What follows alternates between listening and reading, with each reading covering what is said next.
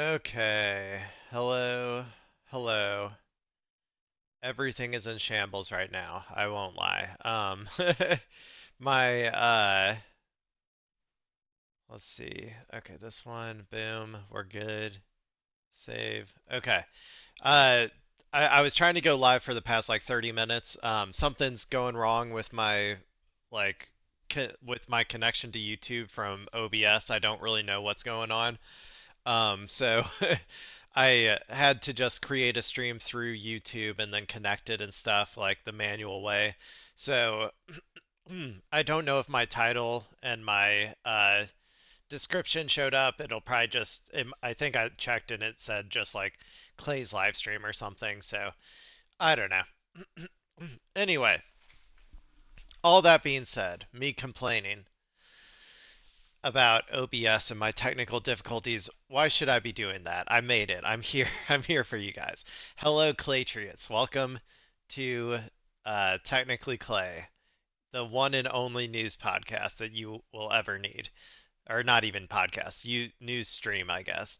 Um, so yeah, let's see. So yesterday, or wait, no, first I'll do. Okay, so I'm here. I got uh I don't know. It was a pretty decent day today out here in St. Louis, Missouri. I got a Fitz's black cherry to drink for this stream and some pineapple for later, so that should be good. But anyway, personal news. Yesterday I raided with my guild. We got through normal at least, which was good. And we started heroic on whatever the non-Void Spire raid is, just the single boss, and we did not make it very far in that. We kind of got wrecked, to be honest.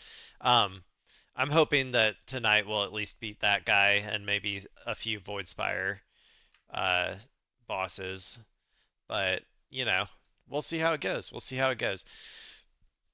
Let's see. I had work today. Over lunch, I did not work out. I was a little bit too tired, and I tend to to get a little bit more tired on days when it's supposed to be leg day. So um, let's see, let's see. Then I ate some leftovers and I came here, and I am here now, and I am ready to go, ready to stream. So because everything is in shambles, like I said before, let me try and pull up my Okay, playlist along again. Usually I have all of this way more prepared and ready to go, but because of OBS problems, I was not able to. So, okay. We'll go ahead and get to the news, and as per usual, it is Iran, Iran, Iran. I ran where? I ran right here to stream for you guys. I'm so sorry. I'm so sorry. Okay, so we're just gonna start with a nice press conference. You know me, I love a good press conference. This was, I think, from earlier today, if I remember correctly. Um, and this is our wonderful uh, press, uh, I forgot, White House press correspondent or whatever they call him, Caroline Lovett, and she is going to tell us everything about that is going on with Iran. So I will be curious to hear the White House's framing on this because everything seems to point to this just being a disaster from my perspective. But what do I know? I'm an America hating leftist, as they would say. So I'm engaging in America last mentality. So let's see what they have to say about it. side nearly 1,000 farmers who are coming in from across the country for the first event of the season on the South Lawn, so pray for good weather, to highlight the president's successful policies in support of America's It's only coming farmers, through one channel. including efforts to lower I don't input like that. costs, open new trade markets, bolster the farm safety net, I don't know if double it the does that death for you tax guys. exemption. If because their audio is scuffed and it's only coming through my left channel. I don't know if it's the same for you guys out there. I'm sorry if it is. End taxes on rural property loan interest, and create rural opportunity zones. Also, I'm pleased to announce that President Trump's meeting and long-awaited meeting with President Xi in China will now take place in Beijing on May 14th and 15th. May First 14th Lady and 15th. Is that? Wasn't it supposed to be April? That's a wow. They pushed it back a whole month. Interesting. Melania and President Trump will also host President Xi and Madam Peng for a reciprocal visit in Washington, D.C. at a later date to be announced this year. Turning to the ongoing military operations in Let's hear Iran, it. the Tell me. United States military continues to decimate the terrorist Iranian regime's offensive and defensive capabilities. Just over 3 weeks in, it's abundantly I've never heard any administration use the word decimate as much as these two.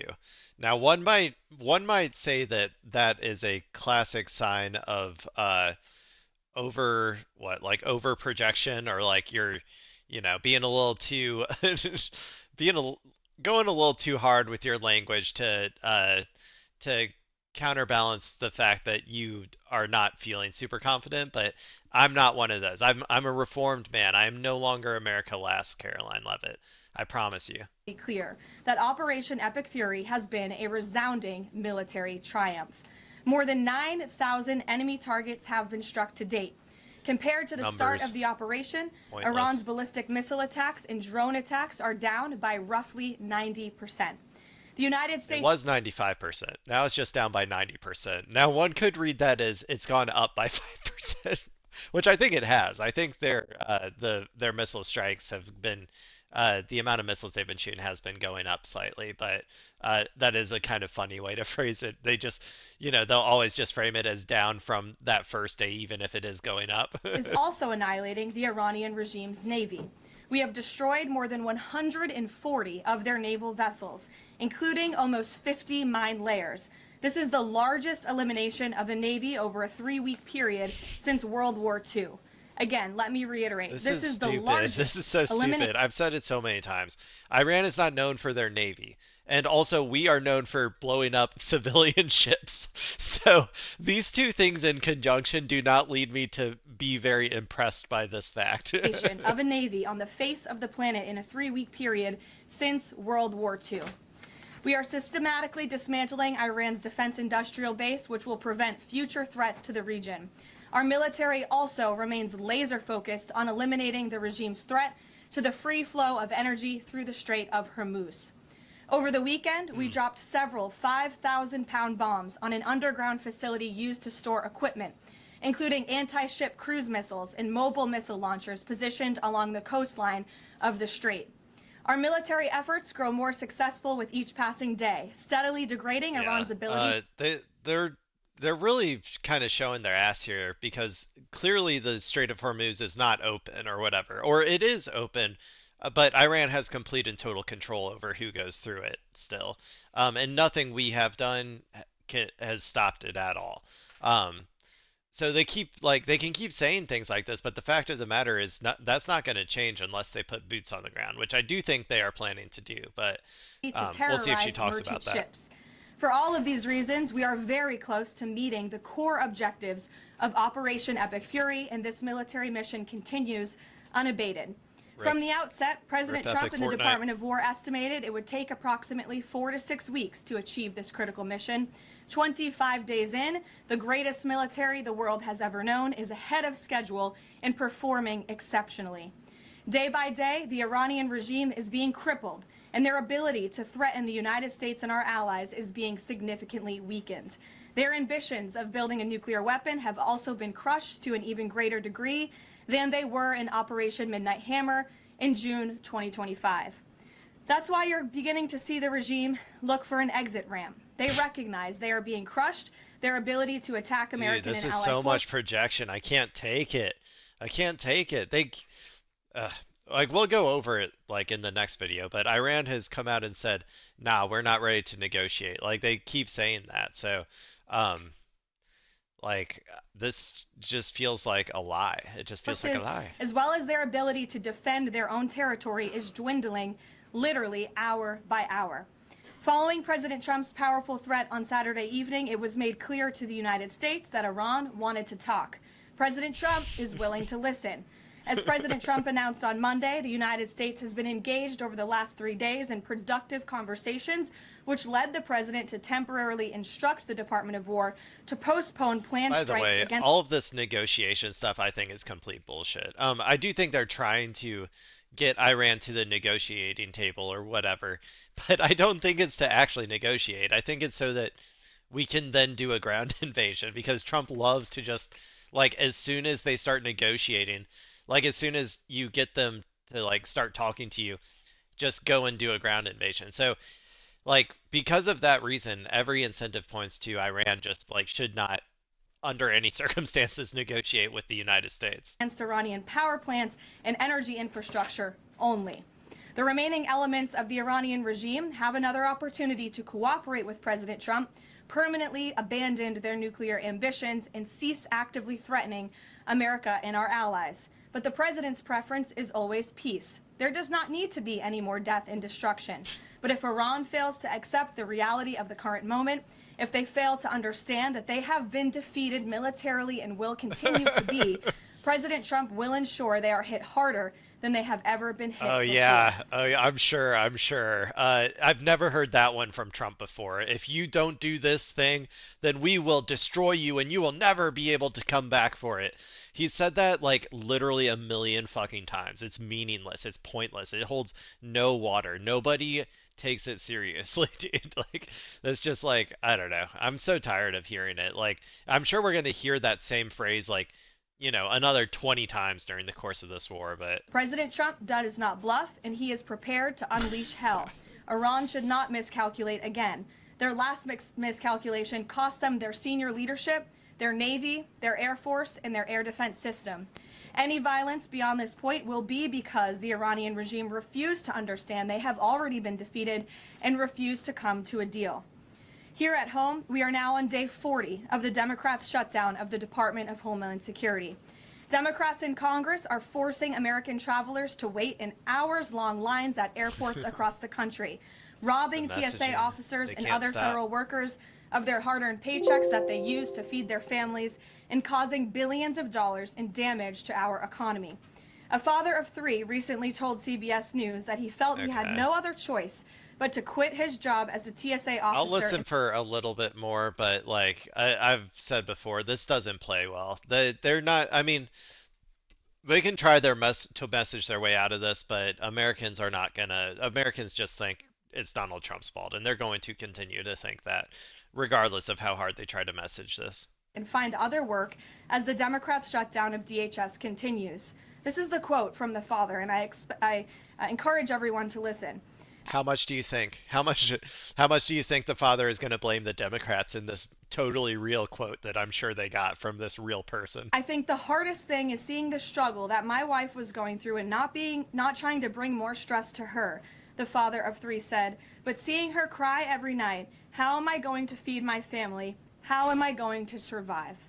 For the Democrats in Congress, the cruelty of this shutdown is Okay, well the person, maybe it was a real person because I was expecting her to like usually for those types of quotes and stuff a lot of times they like basically let Donald Trump or somebody write it specifically and so it has this like absurd like partisan slant to it or whatever. That was actually a pretty normal quote. So I was a little bit, surprised. Point. Nearly 500 TSA officers have quit since the Democrat shutdown began. President Trump, to alleviate this pressure, made the decision to send some of our amazing ICE agents to help alleviate that stress and address the long wait times. And for all of the critics of this solution a few days ago when it was proposed by the president, it is yielding results. Wait times have improved since ICE arrived, and they are doing everything in their power to help their fellow federal service members. But it's important to take a step back and remember, why is this even happening in the first place? For nearly 6 weeks, Democrats in Congress have kept DHS who was caught and released at the border, like this beautiful young woman whose family will now never be the same. Border policies and reckless of Homeland Security. I don't care about the border shit, dude. Let's get to some questions. And here in our new media seat today, we have Gabe Fleischer. Thanks, Caroline. Thanks, Gabe, for being here. Thank you. I have 2 questions for you. First, if the war in Iran continues past this current round of peace talks, and with thousands of troops on their way to the Middle East, is there a point, either a number of ground troops or a number of days, at which the president will consider seeking authorization from Congress? Well, as you know right now, that formal authorization from Congress is not necessary because we're currently in major combat operations in Iran. The Department of War and the President, as I said, estimated about a 4 to 6 week timeline for the full completion of these military combat operations. We're again on day 25 today. Yeah, it's not gonna. They're okay. So number one, they are not going to get congressional approval or whatever for this war. And they already obviously didn't. You don't need to like after. I keep saying this. You don't go to Congress after you have already done the war to get the congressional approval to be in war or whatever. Like, technically, he is already breaking the law. So if the Democrats had any fucking spine, they would just have him arrested, throw him in jail or whatever, like, for breaking the fucking law. But they're not going to do that, obviously.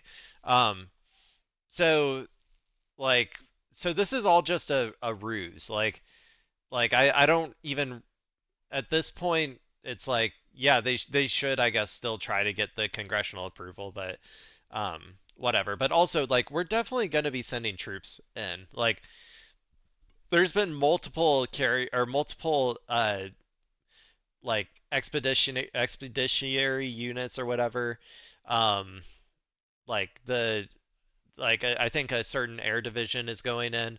Um, all of this indicates to me that we're going to be doing some sort of ground operation. And I always trust the military movement significantly more than I trust the words coming out of the president's mouth about uh like negotiating or whatever. Like I said before, he loves to pump fake, so I'm sure that the trying to get them to negotiate is just so that he can do another pump fake and then do a ground invasion. So, like, I think this is probably going to go on for years, and yeah, it won't ever have congressional approval. But I think we're kind of, the Congress, our Congress at this point is just a vestigial like organ of government. It like has no purpose at this point. Everything is like either in the executive branch or the judicial branch. It like is what it feels like. And as a courtesy, nevertheless, the administration did notify Congress, the Gang of Eight, ahead of the launch of the operation 25 days ago. And we've also had our top national security officials go to Capitol Hill to brief lawmakers, again, out of courtesy and out of respect for them. So at this moment, it's unnecessary, but of course, the president and this administration will always abide by the law. Gabe. Or do you have a follow-up? Yes, sure, go ahead. Second question.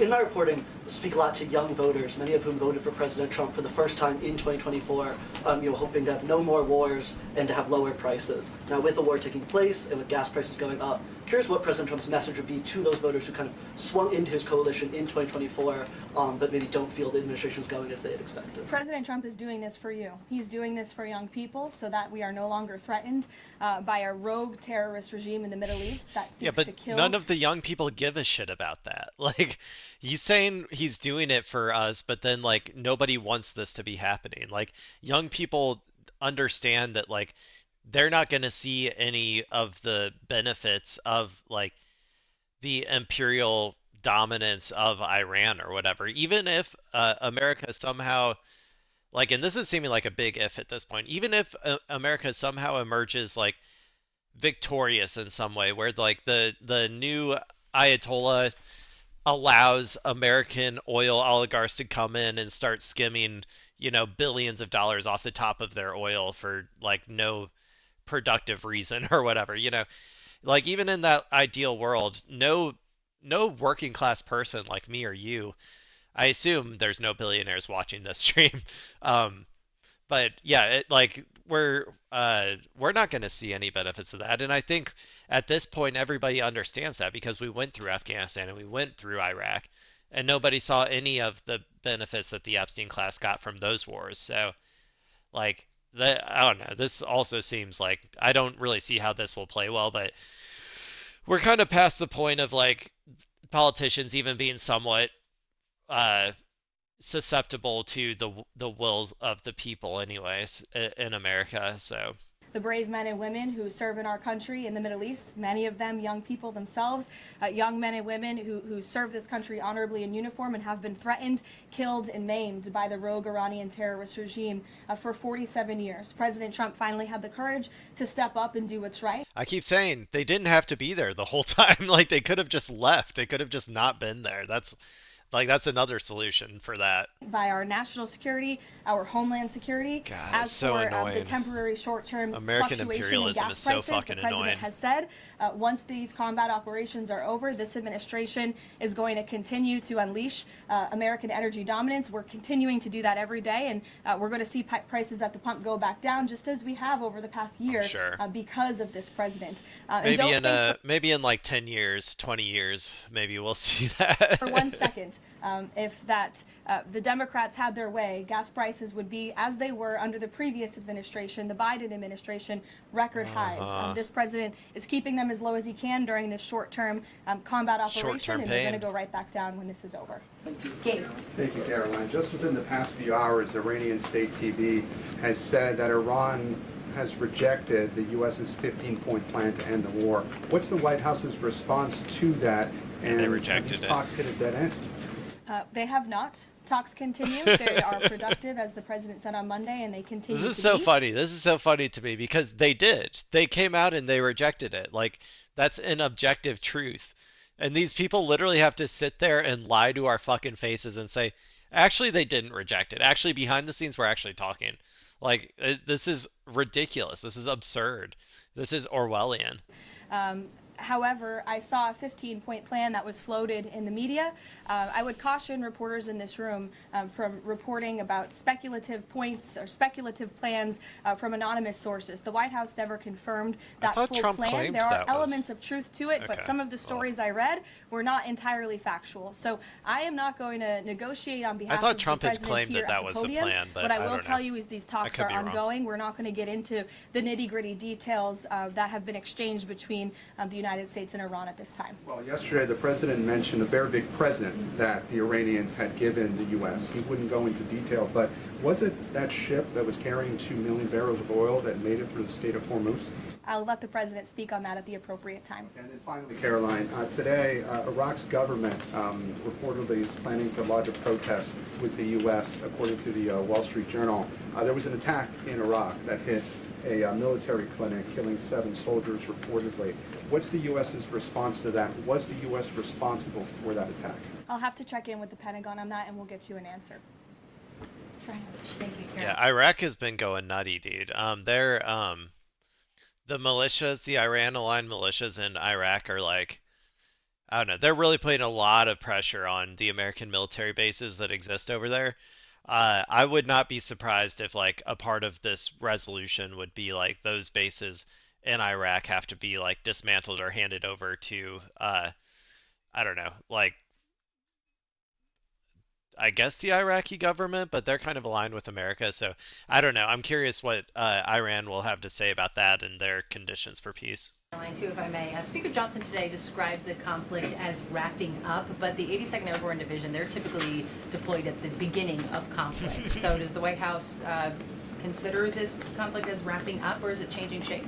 As I said at the beginning of my remarks, we are meeting our goals of Operation Epic Fury expeditiously.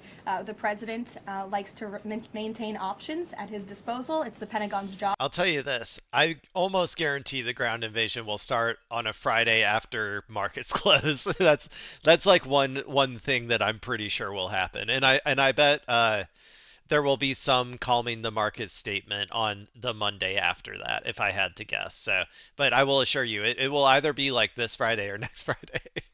To provide those options to the commander-in-chief. For any specifics on troop deployments, though, I would point you to the Pentagon. And today, Philadelphia District Attorney Larry Krasner reiterated threats to potentially arrest ICE agents that were sent in to assist with these Yeah, historically long I would. TSA lines. He said, quote, "The president cannot pardon you." Has the president seen Krasner's comments? Does he have any response? The president cannot pardon you for what? He's talking to the ICE agents who are handing out water bottles and are helping people move through lines at Well, fuck ICE. Yeah, I would arrest them too. I would do a lot worse than arrest them, but I won't say what I would actually do. airports. It's a disgraceful comment. The men and women of ICE are great people. I would encourage this They're lawmaker. fascist thugs. They deserve to be in gulags. But okay. Well, I'm kind of done. The scuffed audio really makes this hard for me to listen to. I hate when stuff doesn't have like the left right channel or whatever. Like it's just on in one of my ears. There might be a way to like edit it in my mixer or something, but I've already had enough technical issues today. I don't need to add one more to my plate. So let's go ahead and move on to Right. So this President one. This is CBS, Barry Weiss's own CBS. Sorry about that. So this video should hopefully get into Iran's response, and also hopefully its audio won't be as scuffed as that last video, so I can stand to listen to it for longer. Yeah, so my understanding is that Iran did not, uh, Iran denied basically talking at all with America. Really kind of, like I said before, this is the beginning of America's century of humiliation. Like, I think they're really kind of like rubbing in the dirt right now that they have complete and total control over this war. But let's see what Barry Weiss's CBS News has to say about it. Right, so President Trump says negotiations are underway with Iran, even as the U.S. prepares to send more troops to the region. According to the Associated Press, the Trump administration had submitted a 15-point ceasefire plan to Tehran, but the Iranian military is mocking the president's claims of negotiations. In this pre-recorded video, an Iranian military spokesperson said, quote, "Don't dress up your defeat as an agreement." President Trump had a much different outlook yesterday when he told our Ed O'Keefe that Iran gave the U.S. a big present related to oil and gas. Why bother Big talking? present. Because they're going to make a deal. They're going to make a deal. They did something yesterday that was amazing, actually. They gave us a present, and the present arrived today. I wonder what it was. And it was a very big present worth a tremendous amount of money. And I'm not going to tell you what that present is. Very mysterious. Meanwhile, fighting is still underway in the region. Overnight, Israel and Iran traded strikes, and Tehran says it fired missiles at U.S. military bases in Kuwait, in Jordan, and Bahrain. We've got team coverage on all of this for you this morning. Holly Williams is tracking the fighting from Tel Aviv. We'll speak with her in just a moment, but let's begin with CBS News White House reporter Aaron Navarro in our Washington, D.C. bureau. Aaron, good morning. So the U.S. and Iran right now are sending much different messages when it comes to negotiations. Yeah, Trump is claiming that that Iran is on the verge of collapse and is like begging for, I don't know, begging for a ceasefire, and Iran is laughing in their face and not talking to them and just keeps shooting missiles and holding on to the Strait of Hormuz. So, yeah, I mean, I think the everything that I see points to Iran having like complete and total control over the course of this war right now. That might change once they do a ground invasion, but I also don't think that that'll go very well either. I think there'll be lots of deaths and stuff, but we'll see. Clarify exactly what the president is saying now. Errol, President Trump has said that these negotiations with Iran allegedly began since this weekend and went into yesterday. He has claimed that there have been 15 points of agreement that have been sent to Iran. We have learned that has been sent through an intermediary country in Pakistan, and that Iran has agreed to 3 big points, or at least the president's top 3 points, which is preventing them from ever being able to build a nuclear weapon. Take a listen to what he told. Yeah, they said that they were never going to do that before, so congratulations. You got them to agree to the exact same thing that they have said that they were never going to do for the past 20 years. Really big deal, I'm sure. Reporters in the that's a nothing. That's no change at all from their previous position. So so that's just literally nothing changed, and he's claimed it as a victory, which is a classic Trump move. White House earlier yesterday afternoon. We're in negotiations right now. They're doing it along with Marco, JD. We have a number of people doing it, and the other side, I can tell you, they'd like to make a deal.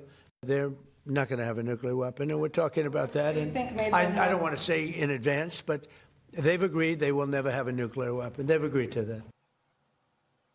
Now, in regards to that gift that President Trump mentioned, and you saw a clip of that earlier in the show, the president said it was related to oil and gas and the Strait of Hormuz, but did not clarify on what exactly that was. As you mentioned, Iran has repeatedly denied that these negotiations were happening in the first place, as they have suggested. Well, also Iran has been memeing on him too by showing them like missile deployments and stuff, and that being the gift. So that's kind of funny. Through spokespeople such as the Speaker of the Parliament or that military spokesperson that you just heard a clip from, that the president is saying that there are negotiations happening in order to alleviate oil markets that have really ramped up the pressure for him domestically to end this war. And Aaron, the U.S. now expected to deploy troops from the 82nd Airborne Division to the Middle East. Tell us about this group and where they might go. Yeah, this is about 1,500 troops heading to the Middle East, including a command element and some ground forces. That is in combination with 3 warships and about 2,200 Marines that have been on their way to the Middle East. They left a couple weeks or so ago from California. We know that President Trump has been briefed on potential military actions, including the use of ground troops and potentially special forces to seize enriched uranium that can be used to build a nuclear bomb in Iran. But sources have also said that he has not yet made a final decision, even as he says publicly that he has decided not to send troops. Yeah, he's gonna do it. He's gonna do it. If he said publicly that he's not gonna do it, that means he's gonna do it. Also, if he's asking for negotiations to take place, that means he's getting ready to bomb them and invade them. Like, he always does this shit, dude. He's so predictable. He's the most predictable person on the fucking planet. Which is always funny because I think he thinks he's being like super unpredictable, but he doesn't realize that people who are capable of seeing patterns, like, understand exactly what the fuck he's doing. And I'm pretty sure that the Iranians at this point, like, understand what's happening here. But I guess we'll see. Right, Aaron Navarro in Washington, D.C. Aaron, thank you. CBS News senior foreign correspondent Holly Williams joins us now from Tel Aviv to discuss this. Holly, good morning to you. Give our viewers just a bit of a reality check here. What do we actually know about the state of negotiations with Iran? It's tough to believe the president when he says the nation has agreed to give up any effort toward nuclear weapons. Wait, what did he say? Sorry, that sounded wrong to me. Holly, good morning to you. Give our viewers just a bit of a reality check here. What do we actually know about the state of negotiations with Iran? It's tough to believe the president when he says the nation has agreed to give up any effort toward nuclear weapons. See, what is he talking about? What on earth? Like, they have never wanted a nuke. Their entire existence was built around, like, not getting a nuke. Like, there was a fatwa on it. It was a religious law to never create a nuclear weapon. This just shows how, like, arrogant and stupid these people are, that they don't even understand the bare minimum about, like, Iran. Like, I don't even think these people understand that the previous Ayatollah was, like, basically a peaceful dove, like, who just wanted acceptance from the West. Like, he just wanted the West to allow Iran to, like, exist and, like, and even open up to, like, he was very open to, like, some form of, like, concessions or whatever to the West. And the Western media is, like, so unhinged and bloodthirsty that they don't even understand the like, that basic reality. And then we killed that person who was essentially like a peaceful dove, the previous Ayatollah, and replaced him with his son, who is, I think, going to be much more hardline and potentially go for a nuke. So I don't know. This is a ridiculous way to frame this question. Hey there, Errol. Well, look, President Trump made a number of claims yesterday. He said that Iran was eager to do a deal. He said that Iran had agreed that it cannot have nuclear weapons, which, if true, is major news. And he also talked about that mysterious present, which he said was given by Iran to the US and was worth a lot of money and somehow connected with oil and gas. But the only I love when Trump does the black power fist. that Iran has confirmed to CBS News be higher, is that Donald. it's received points from the US through mediators and they are being considered. And then we heard from that Iranian military spokesman today who openly mocked President Trump's talk of a ceasefire deal, saying, quote, have your internal conflicts reach the point where you are negotiating with yourselves. So there are some big questions about what's actually being discussed. There's also some big questions about who the US is actually talking to. President Trump says it's the right people within the Iranian regime. Whether those people speak for the entire Iranian regime, of course, we don't know. We know that the regime has long been factionalized, and there's speculation that it's become further fractured as a result of this war. And finally, the issue, I guess, is one of trust. Maybe. The US was negotiating with Iran when it launched this war. So there are questions about how much trust Iran will have in any negotiations or any ceasefire deal that may be on the table. And we'll drill into regime, what that means in Iran in just a second, Holly. But we want to just point to the president suggesting that there had, in fact, been regime change. Let's just play exactly what he said. We have really regime change. You know, this is a change in the regime because the leaders are all very different than the ones that we started off with that created all those problems. Holly, help our viewers make sense of that. Yesterday, I mean, I guess in a sense, because the previous regime was much more peaceful and amenable to the West, in my opinion, like way too much. And the new regime is much more hardline and more focused on military, like deterrence, like in ways of doing that. So I guess in a sense, the regime has been changed. It's just been like changed to be like more hardline and more anti-West, if that's what they're saying. At about this time, we were speaking with Elizabeth Palmer, and she mentioned that there is a fractured state of Iranian leadership, and there has been for some time. So what does regime change really mean? It means whatever you So, want. Errol, President Trump there is Nowadays. apparently suggesting that because some of Iran's leaders have been killed by strikes and replaced, that constitutes regime change. There has been regime change in Iran. Let's pull that apart. Yeah, At the beginning, it's just this is one thing that I hate. Like, it just means nothing now. Regime change means nothing if that's the case. Like, a regime change is when you replace the entire apparatus, like the entire like head like the entire political system essentially from one party to another party. And the other party is like amenable to US interest or whatever. That's why I wouldn't classify what we did in Venezuela as a regime change, because it was the exact same government in place before and after we took Maduro. I would definitely not classify this as regime change. Like, I don't know. I think that Trump just loves to like make words lose all meaning. of the conflict, both As someone who President likes Trump and words, that's Israel's hard Prime for me. Minister Benjamin Netanyahu apparently hoped for regime change in Iran, encouraging ordinary Iranians to rise up against their own government. But so far, that hasn't happened. There have been mass protests in Iran in the past, but it hasn't happened in the context of this war. I think for that reason, most Iran watchers would probably push back against the idea that regime change has actually occurred.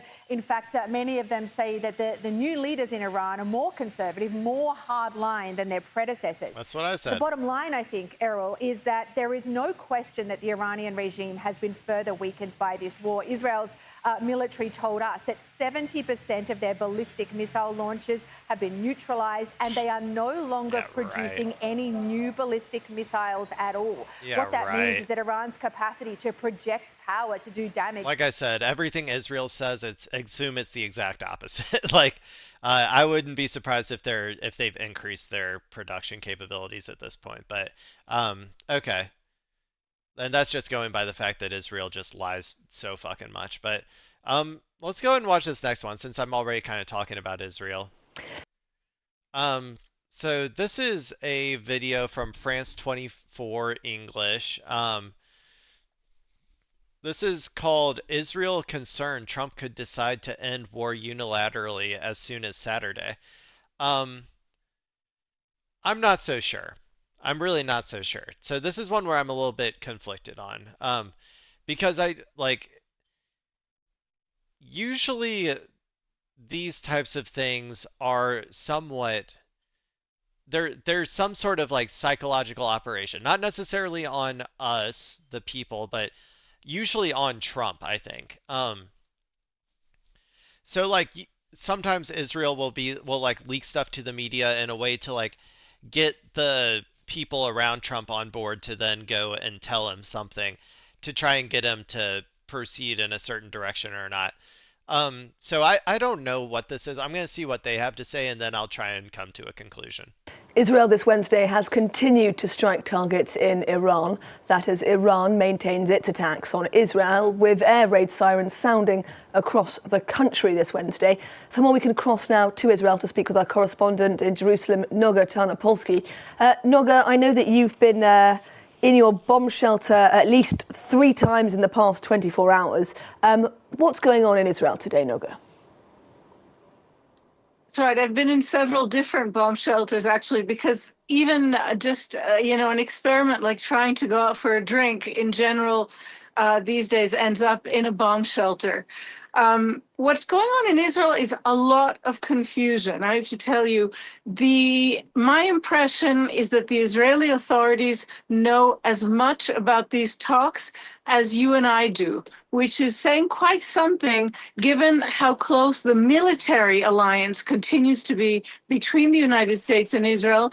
But while you were speaking just now with Reza, I'm not so sure. I'm not so sure. I just don't think she has access potentially to the rooms. I don't know. Maybe I'm wrong. Maybe they really are concerned or whatever, and like Trump isn't talking to them at all. Um, I'm not so sure. we received a statement from the Iranian foreign minister Arakchi, who said there are no negotiations. He said messages are being transferred back and forth, but there are no negotiations, and that he reiterated a very hard line for Iran. He said that Iran demands a complete end to the war and reparations for damages done. That's it. In Israel, the government appears to be just listening and waiting for these messages, and in particular for Donald Trump, so that today we have heard at the same time that the U.S. is significantly upping its military presence in the region. Although to be fair, sometimes America does do that where they just like say, okay, fuck it, we're done, and then they just turn around and stop doing stuff, even like maybe without the input of Israel. They're usually so connected at the hip though that that's why I'm a little bit skeptical. But they kind of did that with the Houthis, I think, where America just said, yeah, we're done, and then like left, and then like Israel, I think, wanted them to keep bombing the Houthis or whatever. So like I guess there is a possibility, but I think that my real read of this though is that I think this might be playing into my idea that Trump is trying to just pump fake again with Iran and like try and like even getting Israel to go out there and be like, "Oh, we're concerned that America might be done by Saturday." But then like we're gonna see some like major escalation or major attack, including potentially like a ground invasion type thing before then or something. So uh, yeah, I don't know. I'm thinking, guys, everything in my head is leading me to think that it's gonna be this Friday, that we're gonna send boots on the ground this Friday. So, um, be prepared for that if it's gonna happen. Be prepared to come watch my stream because if it's happening, I'll be here. I'll be here covering it, baby. Um, anyway, let's finish this real Not in a quick. formation to defend Israel that has been quite roughly hit, but in a formation that could indicate even the deployment of ground troops in Iran. And at the same time, we're hearing genuine concerns from the Israeli government that Donald Trump could unilaterally decide an end to this war as soon as Saturday. So it's a bit of a chaotic sense here. And remember that the Iranians are also demanding that Israel halt its operations in Lebanon. So all of Prime Minister Netanyahu's statements saying that Israel is about to go deeper into Lebanon, that even if the war in Iran ends, the one in Lebanon will continue. All of his statements at this point are cast in doubt while awaiting whatever Donald Trump determines. Noga Tarnopolsky reporting from Jerusalem. Thank you very much. Yeah, I don't know. I think Iran, you can generally trust, I think, like Iran's statements, I think, for what they want to end the war. They tend to be pretty reasonable, compared with America or whatever. And they tend to just say everything out in the open about what they want. In the same way they kind of said everything out in the open about like what they would do if America like did this, right? They said, "Oh, we'll close the Strait of Hormuz, we'll bomb all these various locations in the Gulf states, we'll bomb Israel." Um, like they're very open about what they will do and like truthful about what they will do under what conditions. So I would kind of just assume that like their like statements for what would be required for peace is exactly what they're saying. And until America agrees to all of those demands, then the war is going to continue.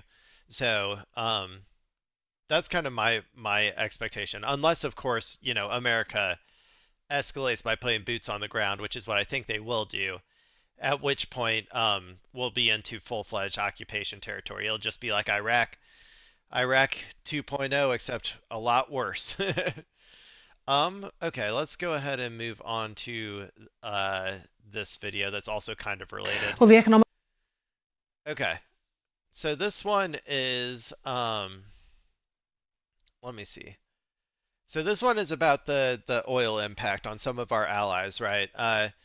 So I'm assuming everybody like kind of understands which countries in like East Asia are like aligned with America versus which ones aren't. But the Philippines is one that like is essentially another sort of bulwark against China to an extent. Like they're similar to Taiwan, but they're not as much of our like primary partner or whatever as Taiwan in terms of counterbalancing China. But so apparently the Philippines says that they have 45 days of fuel left, and they are declaring a state of emergency from the Iran war. So we're gonna watch this BBC News article or news cast about it and see what we can gather about this new info. Economic fallout from the US-Israel-Iran war continues. The president of the Philippines, Ferdinand Marcos Jr., has declared a state of national energy emergency in response to the Middle East conflict and what he is calling an imminent danger that is posed to the country's energy supply.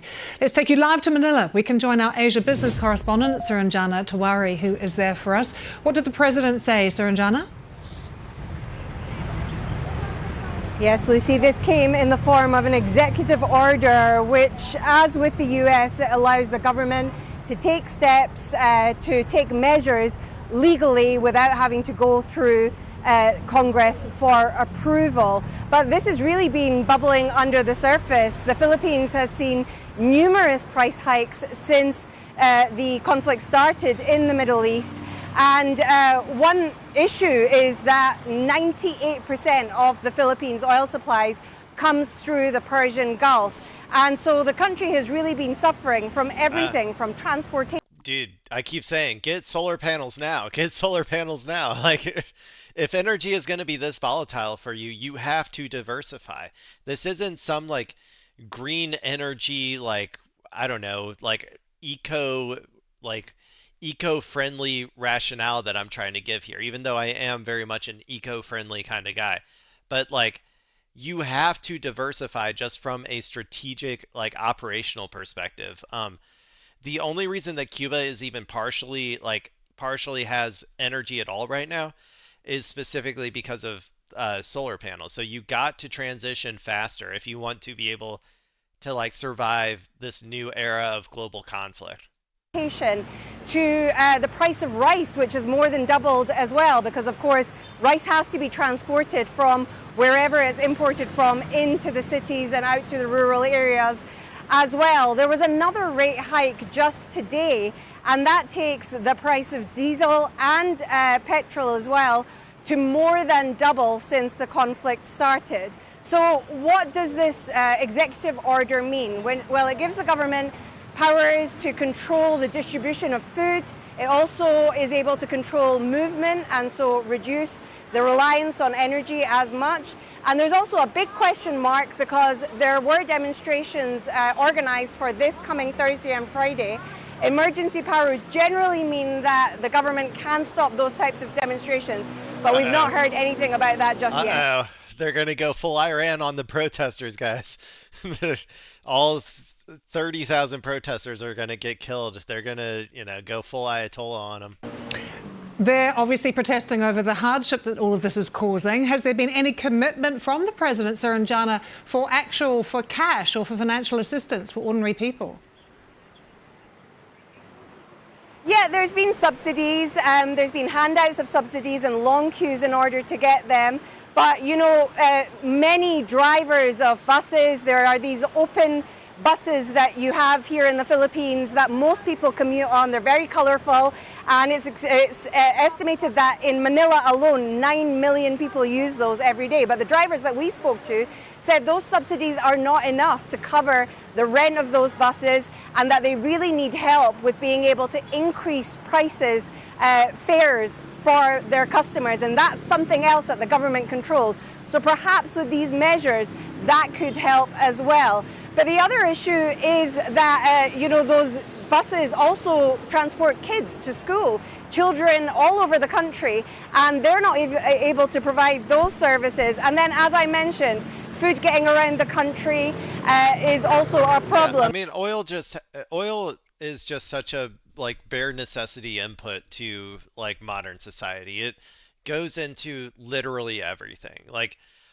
every single aspect of society is going to become harder and like more difficult and more expensive when oil supply is limited. So like I said, you got to diversify your energy sources. All of these countries, they should have had like a green energy backup a long time ago. I don't know what they were thinking, that like going so slow to it, but from a pure geostrategic perspective. But also, this is like, I heard the other day about a story where China was telling Taiwan, hey, if you want full, like, we can provide you full energy access and we can provide you all of the energy you need if you just want to do a peaceful reunification, basically.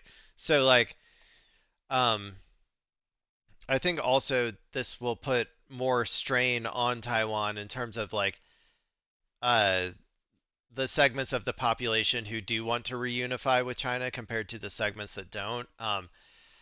Like as their stockpiles of oil run out and stuff, I think that they're gonna be in a much like thornier position, I guess. And then, like I said before, China's gonna be fine. I think like it was like 25% of their oil or something comes from the Strait of Hormuz, and they're still getting their oil shipped through the Strait of Hormuz because they're allied with Iran. So I think that they're going to be fine, and also they have a ginormous amount of solar energy that they can use to supplement their oil stuff. So it's really the Philippines is just like the first one to fall. Like they're saying like in 45 days they may be like out of oil or whatever. They're going to go into a full like Cuba situation. Um, but like they're just the first ones. There's also Japan will be the same if this war keeps going on, if the Strait of Hormuz is closed for that long. Taiwan will be the same. Like all of East Asia is going to start having a lot of problems, unless of course America subsidizes their oil in some way, shape, or form, which I think that there would be even more pushback from the American domestic public if they did that. So yeah, I mean they're all fucked. All of East Asia is fucked right now because of what we decided to do. Um, and they are all to like some extent subservient to American interests. Like that's how most of these like non-China aligned periphery countries like that's how they sort of all like envision themselves or whatever. And so they're all publicly going to come out and say that they are like fully in favor of America and like this is all Iran's fault and all that sort of stuff. But I completely assure you that behind the scenes, a lot of these people are really pissed off. Like a lot of the diplomats and heads of these countries are like probably really pissed off that they're being punished so hard for having aligned so heavily with America. And I think it will eventually lead to, strategic changes in that alignment. So, okay, let's see here. I think I want to go over to this video. Range of Iranian ballistic missiles. Rebecca. Okay, so I was kind of curious about this. This happened a while ago, but I didn't really have the time on the other days to go over it. But I believe this is a video about Iran sending a ballistic missile to some island. I forgot what it's called. That the UK owns, like that's like really far away or something. So, I really don't know about this one. This seems really fishy to me. Like something seems off about this. Like they shot like one missile like 4,000 miles away when everything else is like very strategically like being like hitting all of the Gulf states and Israel and like so this something seems a little bit off about this one, but I want to see what Fox News has to say about it. I'm sure that I'll trust whatever they say. Rebecca Grant is a national security and military analyst, also senior fellow for the Lexington Institute, and joins us now. So Iran has maintained, we're specifically developing short-range ballistic missiles, less than 2,000 kilometers, or about 900 miles, I guess, and we're not going for the intermediate range stuff. This would seem to put the lie to what they were claiming yet again. Yes, and we saw their space launch capability. The IRGC popped up a rocket back in 2024. So you lighten the warhead, you put in some more propellant at another stage, and you've got that reach towards Diego Garcia. What was so scary, John, is that is one of our biggest forward bomber bases. Our B-52s, B-2s, B-1s have all operated out of there. Of course, they're tankers and occasionally fighters, too. So that was Iran trying, but failing, thanks to that U.S. Navy sea-based ballistic missile intercept. And we should also point out that at the beginning of this conflict, the UK had denied us permission to use that base, but then reopened it after President Trump, I think, took a strip off of Keir Starmer. The Council on International Mediation said this about... To be fair, they're all complete vassals. Like, you don't have to do much to get the UK to agree to whatever the fuck America says, even at the expense of their own people, which is what they do that all the time. At the attempted missile strike, the real story is not whether the missile was intercepted. It is that Iran may have demonstrated reach far beyond what much of the world believed it possessed. A 4,000-kilometer capability changes the map. Major European capitals begin to enter the conversation. Paris comes into range. London moves much closer to the edge of vulnerability, depending on launch point and payload. If confirmed, Diego Garcia was not just a target. See, this is the shit that makes me really question this, right?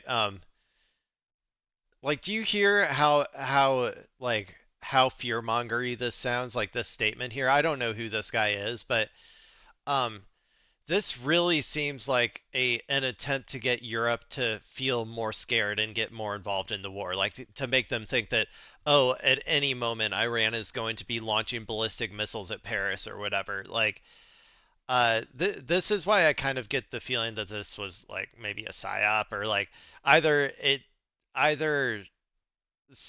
don't even think somebody even like shot like unless there's video of it, I don't even think someone like fake shot a missile at them or whatever. I think that like they're just out there claiming that it happened in order to try to, get. This was also around the time they were trying to get all of these countries to participate in their like whatever joint task force that was supposed to open the Strait of Hormuz, which is never going to happen. So, I don't know. I think that's kind of what I'm leaning towards here, but let's see what else.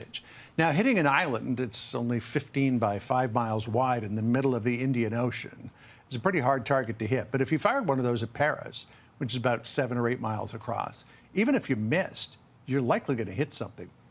Well, that Diego Garcia attempt was a message that Iran will go after critical infrastructure. Now, the U.S. and the Europeans have known all along that Iran had this possible rogue missile capability. Why? That's why we have early warning radars in Poland and Romania set up for that, and why we have an entire destroyer squadron based out of Rota in the Mediterranean. Right now, our primary defense against Iran's long-range missiles is sea-based shots with the SM-3 and family from our destroyers. So the stock market and the oil markets like what President Trump said late yesterday on Truth Social, and that is that the United States is engaged in talks with Iran about potentially bringing an end to this conflict. Here's what he said under the wing, or I guess he was under the fuselage of Air Force One earlier today.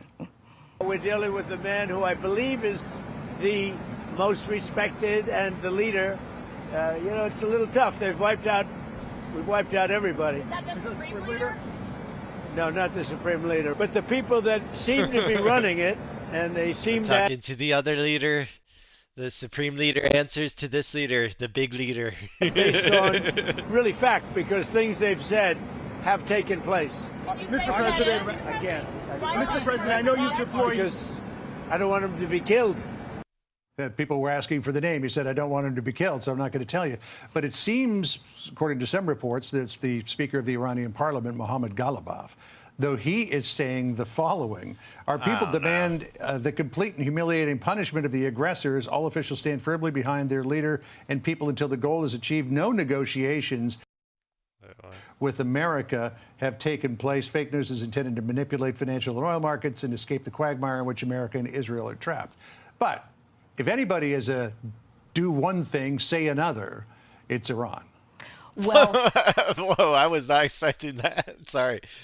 I legitimately thought he was going to say like the obvious, which is if anybody's do one thing, say another, it's Donald Trump. Like, that's his whole thing. He does this every time. He says you're negotiating and then he bombs you. And then, like, he's just trying to do that again. He's trying to say that they're negotiating and then he's going to send in ground troops, I think, this Friday. But we'll see. We'll see.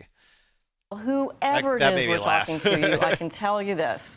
Iran's escalation has failed. So, oh, yes, Iran wants to talk about how they get out of this mess. But we got to destroy the rest of their military capability first. Yeah, well, we've seen video of those underground missile cities, as they call them, and they seem pretty formidable. And I know that the U.S. and Israel are trying to knock them out as best they can, but that's buried deep in granite. There's no way. There's no way they're going to get them. Like, that's what I'm saying. Like, at the very least, all of their missiles, I think, are fine. And all of their drones are fine. I don't think that there was any way that they were going to take those out because they're so deep underground. If they couldn't get the nuclear site or whatever with those bunker busters last time. So I don't think that they took out any of those, like, quote unquote capabilities. They've probably taken out a lot of their or at least some of their, like, actual launch pads and stuff, like their mobile launch pads, I'm sure. But that does not equate to, like, they still have all of those missiles and stockpiles, like, ready to be used as they repair their, like, launch pads and their launch trucks and all that sort of stuff. Doing a tremendous job, and it's about finding those targets, using the bunker busters, and then looking for any additional targets that have popped up, and of course getting after the rest of that anti-ship cruise missile threat in the Strait of Hormuz and putting that great maritime surveillance over the strait so that we can think about getting more shipping traffic moving. Yeah, I got to get that. Yeah, it's not going to happen. It's all cope. Everyone's coping. They should all move to Copenhagen. I don't know what Hagen means, but I'm going to assume Copenhagen stands for Cope Haver. I think that makes sense to me. Okay, well, I picked a lot of short videos today, apparently. I got one more that I want to watch here, that I had actually planned for, I guess. But let's go. All right, we got guys. One down. We got one down, everybody. This is OpenAI announces it is shutting down video platform Sora. Aw. Guys, where am I gonna get my where am I gonna get my slop videos of Mickey Mouse throwing pennies at, like, at, like, minorities or whatever, you know? Like, where is it? Like, how am I gonna find these videos anymore? Officially licensed slop too, because Disney was going to be a part of it. So, yeah, I mean, it's gone. It's gone. I don't know what happened. How could this have? Who could have foreseen this happening? Where the Sora business model didn't make sense. I mean, it was just, I don't know. Anyway, let's see what MS what? No, this is just NBC News has to say about this breaking news. Got some breaking news out of the business world. OpenAI saying it's shutting down its video generation platform, Sora. You see the post here on Sora's X account. Their message to people who used it: what you made with Sora mattered, and we know this news is disappointing. No, it didn't. No, it didn't. What you made in Sora did not matter. Shut up. No, nobody will ever. There's never going to be some piece of, like, Sora art that is ever going to be remembered in any way, shape, or form, and, like, in the future. Like, that's not going to happen. This will all be memory hold. It'll be like nobody will ever even remember this app existed, if I had to guess. The AI videos, like the ones you see here, have generated some controversy. Critics saying they're a breeding ground for potential copyright infringement or about deep fakes. Brian Chung is joining us now with more on this. They just had this $1 billion deal with Disney that we actually talked about on the podcast. And now it sounds like they're ending their partnership and they're shutting down their doors. Yeah. What's going on? And what was remarkable about that Disney partnership was that it was only in December. Yeah. Sora, as a video generating platform, again, the idea is that it's a text to video. You just kind of type in what you want, and then this AI creates that video for you. It was only over a year old. I think it was released to the public in December of 2024. And now you have OpenAI saying they're shutting this thing down. Now, the OpenAI company does say that they decided to discontinue Sora as they focus and compute demand grows. They say that they want to focus on things that are real world physical tasks. And then Disney, which is the other big aspect of this. As you point out, they had a $1 billion equity investment in OpenAI as a result of a partnership where they said, we are going to allow Disney characters on Sora. Again, I bet they're breathing a sigh of relief, to be honest. This was going to be a nightmare for Disney. Like, as soon as their, like, IP or whatever was, like, legally allowed to be generated and, I don't know, like, sold, monetized, used, or whatever from Sora, it was going to be a complete and total shit show if I had to guess.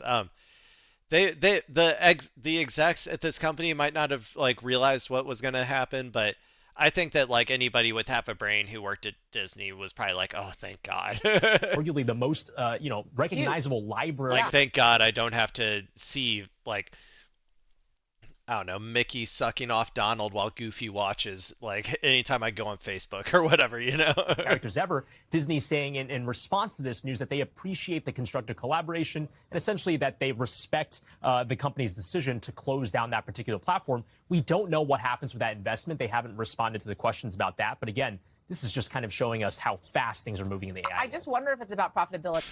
How fast, yeah, it is. This was a spectacular, spectacularly quick exit of this app or whatever. So I think what happened here is probably the obvious, is that there is no feasible way to make enough money from users to justify this. And I think this is the most egregious form of it. In terms of like every single one of those videos, I'm sure cost like, I don't know, potentially like a few dollars or something, like, or like maybe not that much, but like it cost like a decent amount of like money in terms of the processing power and infrastructure that was needed to produce one of those shitty little videos. And so I think that it was just obviously unable to ever become profitable. Now, to a lesser extent, I think ChatGPT is kind of the same. I don't think that they will ever be able to really become profitable because I don't think there's enough people who are willing to pay money for that, for like prompt-based like searches or what, like prompt-based like Google searches or, you know, essentially, which is kind of how I feel ChatGPT is. It's just a Google search that just talks to you like it's not, like that talks to you like a pretend human or whatever. Like that's kind of how I feel about ChatGPT. So like, I don't think that people will really like ads that much because like if you're going to have ads in it, why not just Google it, you know? And then I don't think enough people will pay for it either to ever make it profitable. So like I think this is just kind of the first one to fall because the sheer amount of like money that it took to produce each video compared to like I don't think there's any sort of profitability coming from the users or whatever. Like I just think it was so absurd that it was like impossible.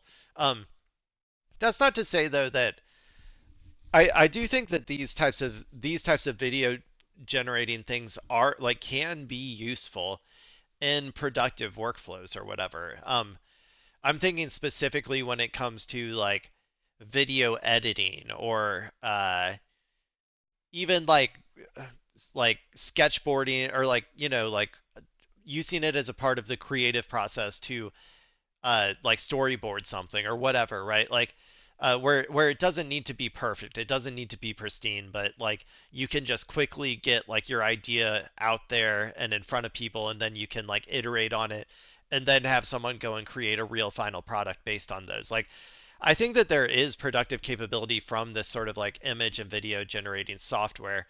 I just think that they're all fucking like Silicon Valley brained. I feel like all of these people in these companies are Silicon Valley brained, where they refuse to acknowledge like they all want to be like a social media company or whatever, because I feel like for some reason they think that's the only business model that will succeed or something. Where I think the much better play would just be to integrate your software into existing, like integrate your things, and I'm sure there's plenty of companies doing this or whatever, but integrate it into other like already existing video editing software or whatever, like stuff like that. I think is a much better way to go um with this kind of stuff. But anyway, you know, at the very least there's going to be significantly less trees being burned down from this particular from OpenAI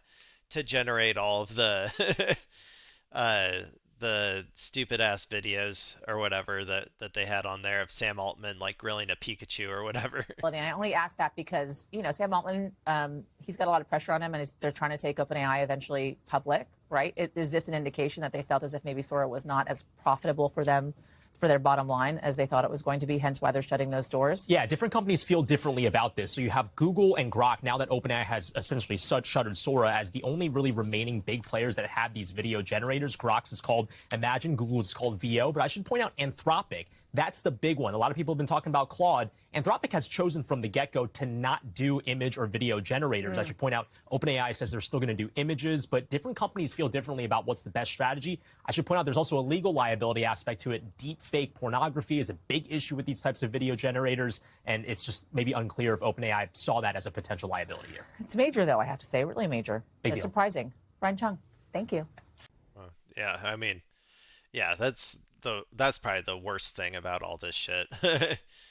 um yeah, well, one down, everybody.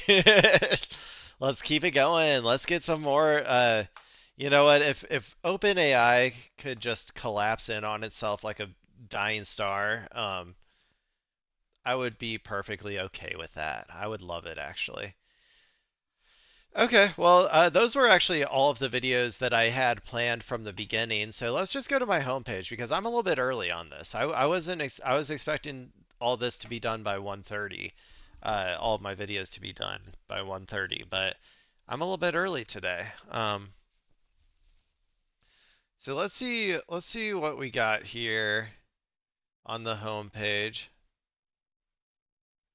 Oh, we can watch this real quick. I think I watched this. If this is from she was talking to Francesca Fiorentini on the Bituation Room. Corey Bush was. So, and I think there were some good clips there. So let's see if this is one of them. If you take money from the very people who are causing the destruction and the chaos and decay in your communities, and your job is to represent, your actual title is representative. If you take money from those folks, then how are you actually representing them? If you take money from the people who are the ones exposing people to cancer in your communities, how are you fighting for the people to be able to have the relief and the resources they need? She's talking about Wesley Bell, by the way. For those unaware, Wesley Bell ousted her and as the congressional representative, my congressional representative, a couple years back. He wrote in on the really like the wave of AIPAC money that came in post October 7th. And it was back before people were ready to actually, have the conversations about Israel being an apartheid state. Now, some of us were out there on day one trying to protest for the Palestinians, but a lot of people were not ready yet. And so when Wesley Bell got, $7 million, I think, of AIPAC money, that wasn't like a controversy for him back then. And so he ended up beating Corey Bush by, I think, about 4 to 5% or so.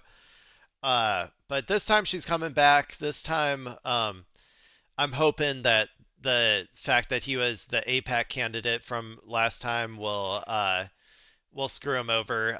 Cori Bush, I believe, is a DSA, if not member. She's endorsed by DSA. But anyway, let's see what else she has to say. To be able to recover. If you are the one that's taking money from these MAGA billionaires, and then you say, I'm fighting MAGA, I'm fighting against fascism, you're not fighting against fascism, you're pocketing fascism. You're giving fascism a red carpet because you're saying, which I was flipping off Wesley Bell, by the way, not Cori Bush. we've seen through history, and we talk about those folks when if somebody is sliding you some money behind your back, to be able to bring destruction to your people, there's a name for that. There's a name for that. Yeah, true. She's a good speaker. What the heck? I kind of feel like I gotta watch that. France confirms oil crisis. Another oil crisis. Dude, all of East Asia and Europe is completely fucked right now. Poor guys. If only they had aligned more with China, then they wouldn't be in this. Oh, I was watching this video by Alurinati earlier. I really want to finish it, but I just didn't have the time. It was about, well, it started about the Haitian, or no, yeah, the Haitian Revolution, and then she started talking about the Congo, I think. And yeah, it was pretty interesting. It'll really make you mad, though, about all of the imperialist shit that we've been doing for so long. 2 Chainz. Well, on Adam Friedland. I'm gonna have to watch. Man, that's an hour though. Maybe I'll just have a full stream of just watching one of those videos. But I kind of want to wait for that Destiny one. He had Destiny on apparently, but he takes so long to get his videos out. I don't know when that's gonna actually come out. Let's see what else we got. Okay, I'm gonna go up and watch that Kyle Kalinske video just because it interested me. Bombs dairy farm in Ecuador. So as you guys know, I was warning everybody during the election that Donald Trump is probably the biggest warmonger that we've seen in U.S. history. You had a lot of the MAGA people trying to say that somehow Kamala Harris was the bigger warmonger and that she was going to usher in World War III. And I was pulling my hair out and, tweeting dense policy arguments as to why that's bullshit. Hey, look at what Trump did in his first term. It's the opposite of what you guys think, yada, yada. But dude, this is one thing that a little bit annoys me about Kyle is he just wants an apology so bad. I'm like, dude, come on. Like, who cares? They're gonna, like, I don't know. I'm not one to, like, really, like, go back and, like, be... It just seems, like, irrelevant to me to ask for an apology from these people because it's like, just beat them into the ground. It doesn't matter whether they apologize to you or not. You know what I'm saying? Of course, I was pissing into the wind trying to win that argument. And ultimately, Trump is now back in the White House. And to say I was correct is just such a massive understatement because his warmongering is so atrocious and so over the top and so extreme. Even I couldn't have foreseen just how far he would go. So in his second term alone, he's bombed countless fishing boats in the Caribbean. Boats from Venezuela, Trinidad and Tobago, Colombia, killed like 130 fishermen. He, of course, did regime change in Venezuela. He bombed Yemen and Somalia and Nigeria and Iran. Now we're still in a horrible war with Iran that's starting to look like World War III more and more by the day. I do agree that I think that he is probably the most warmongering president we've ever had. If I had to say so, I think so. Now, to some extent, we also have to realize that Donald Trump is just doing like what a lot of presidents do, but just like behind the scenes or under the cover of darkness, Like a lot of countries use the CIA, the intelligence apparatus to back coups and overthrow regimes on the sly, or send like Delta Force or like some, like, undercover units to go help back military coups and all that sort of stuff. So like a lot of that stuff kind of was like behind the scenes, but even so, even if you count all of that, I do think that Trump, uh, he is doing it out in the open, obvious, but I think he's still doing it more than any other president. I just sometimes I think a lot of people like forget how atrocious our previous presidents have been too, because they were buttoned up and polite or whatever. But yeah. He threatened Greenland and Panama and Canada, and right now he's starving Cuba and doing a medieval siege and not letting them get any fuel. He's threatened Mexico a number of times. He said he wants to reinvade Afghanistan to take Bagram Air Base. He, of course... Dude, that would be fucking great. That would be so funny. Because, like, can you imagine? So Trump set up the agreement so that, like, we would get out of Afghanistan after he was like done being in office the first time. So he set it up so like in 2 years or whatever, we're going to withdraw from Afghanistan. That was the deal that he made during his presidency. And then Biden went through with it and then took all of those political like negatives or whatever for doing that. And can you imagine if then he just went right after Biden did that, he comes back into office and then he went to war with Afghanistan again. And then like what if he did it again? He's like, oh, and actually we're gonna withdraw from Afghanistan in another 3 years or whatever. And then whatever Democratic president came in, like, oh my God, what if it's Biden again too? He's like 112. He's literally being like puppeteered by like by the State Department at that point. That would be so fucking funny to me. Oh my God, that was good. That was good. Of course, faked a peace deal with Israel and Gaza that Israel has violated hundreds of times. He says he stopped 8 wars, when in reality he stopped 0 and he started like 8 wars.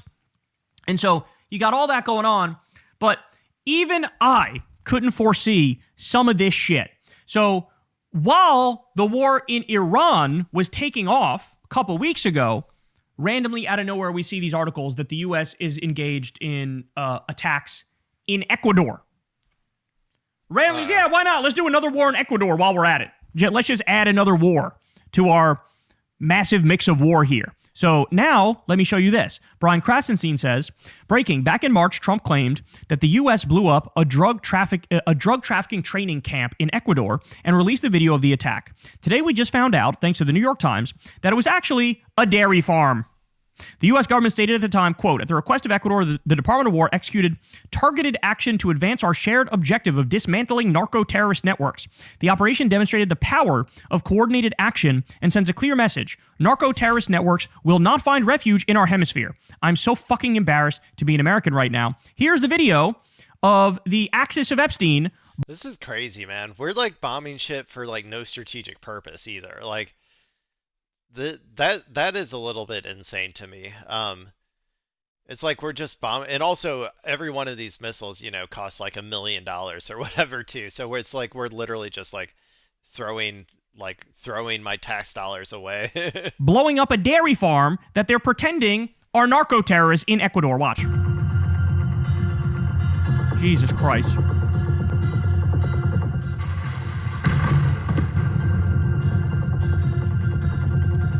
I love that they're like recording this as if they're badasses and like this is gonna make us look really cool, bro. Meanwhile, you're just recording the war crimes you're committing that should land your ass in The Hague.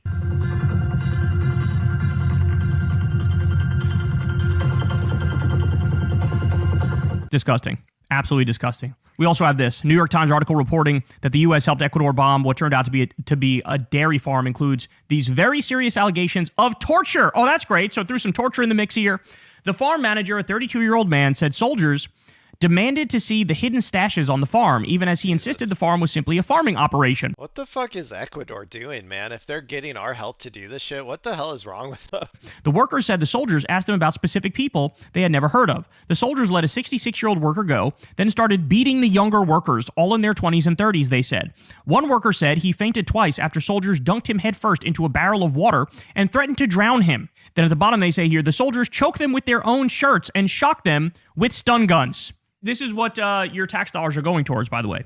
This is what your Department of War is doing, by the way. if I were to poll the American people, what percentage of them would be able to tell you that we also randomly started bombing and attacking Ecuador?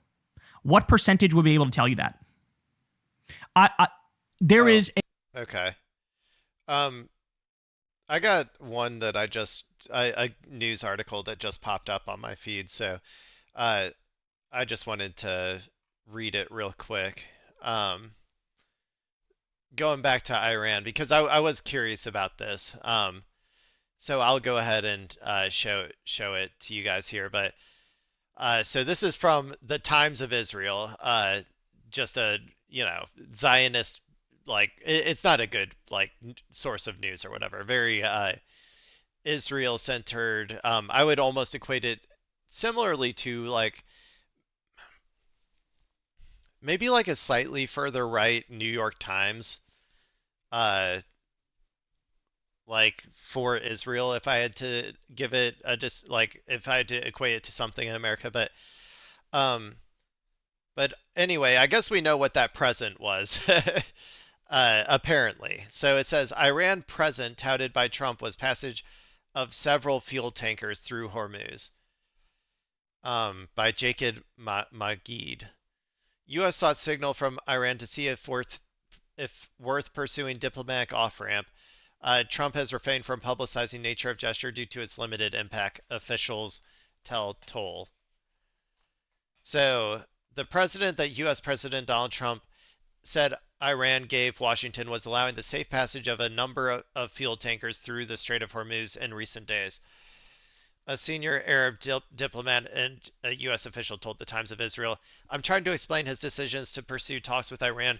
Trump told reporters on Tuesday that Tehran did something yesterday that was amazing. They gave us a present worth a tremendous amount of money. It arrived today.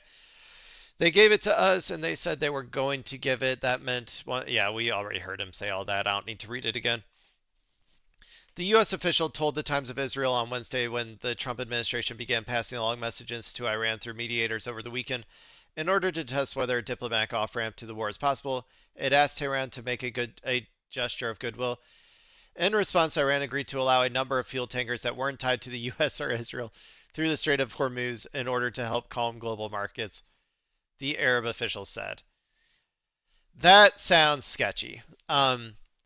This sounds like they were already allowing non-U.S. and Israel ships to go through. I think that they were specifically not allowing Gulf states that were allied and were at war with Iran, such as Saudi Arabia, UAE, those types of all of the Gulf countries. I think they weren't allowed to go through. I think U.S. and Israeli ships weren't allowed to go through, and I think EU ships at this point in time were not allowed to go through.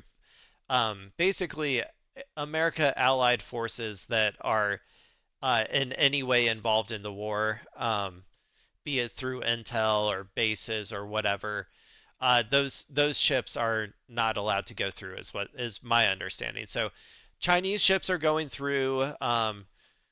Iran is selling oil to their allies. So this almost seems like something like he is manufacturing some sort of consideration from Iran, maybe.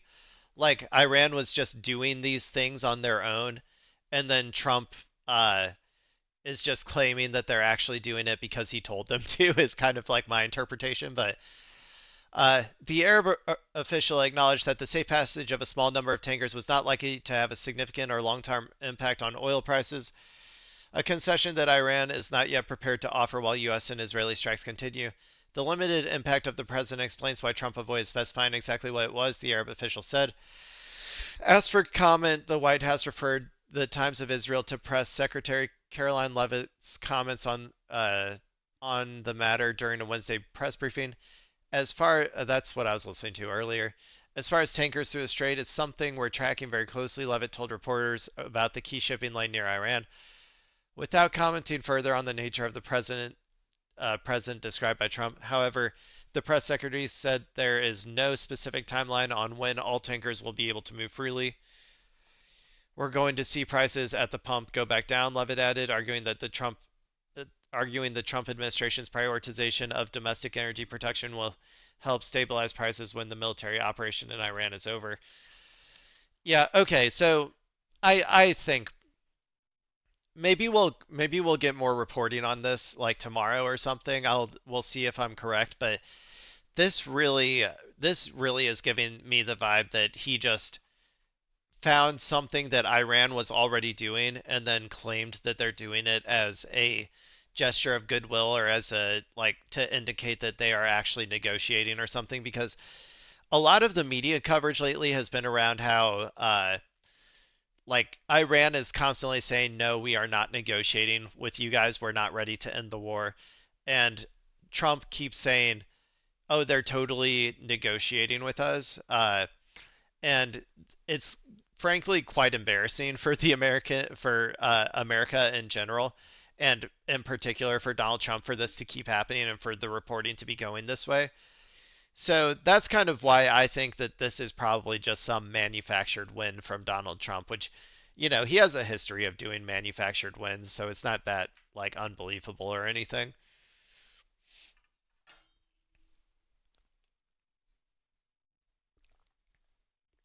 Okay, let's see if we can find any other. Actually, I don't think I want to do articles right now because like my for some reason my breathing is off today. Like I'm feeling just generally a little bit out of breath and I don't really know why. Hopefully it's nothing bad. I don't think it is. It's just when I talk a lot, I feel like I have to take really deep breaths compared to normal. So let's see what else we got. Maybe I'll just go over to X, the Everything app. X is a good place for content. As much as I'm not a fan of X. Why is it so zoomed in?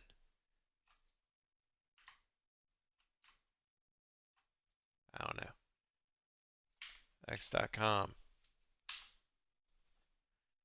It must be because I zoomed in on a video last time. Okay, let's see what we got on X. This might be a slightly shorter stream, especially because I was having those technical difficulties earlier. I'm gonna have to try and get that sorted after this, and I might stream my raid tonight. That kind of depends on the technical issues and also if I can get the audio set up in such a way that my Discord audio is not going through here because I don't want other people to be on stream and not know about it or whatever. So, um, let's see what we got. Democrats or let's see, let's read it from this way. Kyle Chung. Why do Democrats hate the only prominent streamer political influencer who vaguely appeals to young men like every single other one? Like every single other one is a neo-Nazi manosphere freak, and they are going after Hassan harder than they go after Trump. Like Israel is really worth all that to you, Jesus. And then Hassan says, Democrats that spend any amount of time chirping about me love Israel more than defeating Republicans and preserving democracy. 100%. They don't want to win bad enough. If they are busy going after Hassan at this particular moment in time, they would rather the Democrats lose and continue to protect Israel because they think the Republicans will protect Israel, so they would rather have the Republicans win than the Democrats. They don't want it bad enough. Yeah, I mean, I think that should be obvious. Let's see. Zay Squirrel posted, on behalf of humanity, thank you Iran, Hezbollah, and Shia Muslims for punishing the genocidal Zionist Jewish supremacist parasite death cult. I don't know if I'm allowed to listen to this. I might get copyright struck, so I'll just say, you go, Zay Squirrel. um, Breaking. The United Nations has voted 123 to 3 in favor to condemn the enslavement of millions of Africans and the transatlantic slave trade. The three countries voting against it. Oh my God. Wait, where's... Did Israel? God, it's so hard to see. I think so. Can I zoom in? Man, this is okay. There's no way to really zoom in anymore on this from what I can tell. Um, but yeah, I think Israel is red there. So Israel voted against it. America voted against it. What country is this again? One second. South America map. That's Chile on the left, right? But what's on the right? Argentina. Oh, yeah, okay. So, that's Javier Milei's Argentina, right? So that makes sense. Oh, it says it up here. Okay. Yeah. That all tracks to me. It is funny that uh for all of those like I think that that might be a connection that a lot of people don't really make that often. Is like the current iteration of white supremacy and fascism and all that sort of stuff, uh, and how like interconnected it is with like the slave trade and the creation of America as a country in particular. Like I think that's something that a lot of people haven't reckoned with, and they really need to. Like the way that we treat the Holocaust as some like historical anomaly that is like completely disconnected from all of the past events that like led up to it, is like one of the reasons that we have to keep living through this fucking hell that we're living through, this colonial hell that is just an ongoing parasite on the world. Um, like we need to recognize that Hitler sprung up and like came to power using a lot of the same policies that America popularized, and like Jim Crow and all that sort of stuff. Uh, so Hitler and Germany's ideology was much more aligned with America than at the time than I think a lot of people are willing to recognize.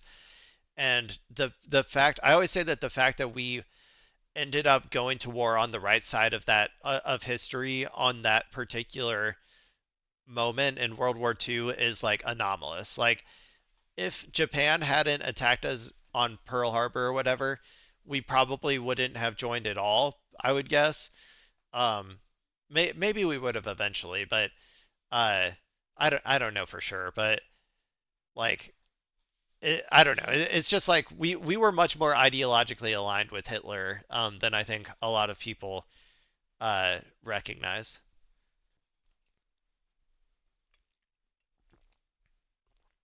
Uh-oh.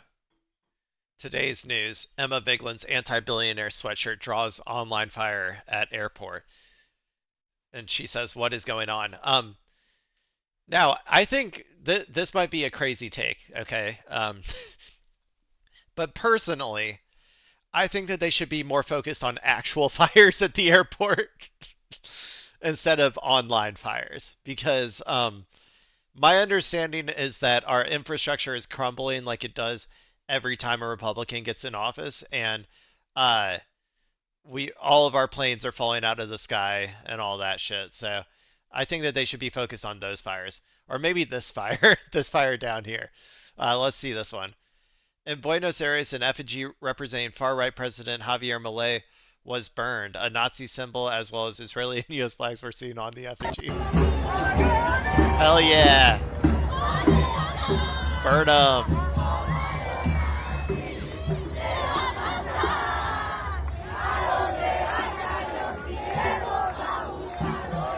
Yeah, so, man, dude, the America has lost all of its like prestige. Like, I think that like, do you remember back in the day when people used to get legitimately pissed off that like Iran was burning American flags or whatever, or like Iraq, like these countries in the Middle East were burning American flags, and people just used to like they got so pissed off. I feel like at this point at least half of the country in America is like looks at this and is like, yeah, Yeah, we deserve that. Like, yeah, go ahead and burn it, man. I get it. Like, you know what I'm saying? Like, we are so far gone at this point. It is crazy. We are the bad guys. We live to become the bad guys, everybody.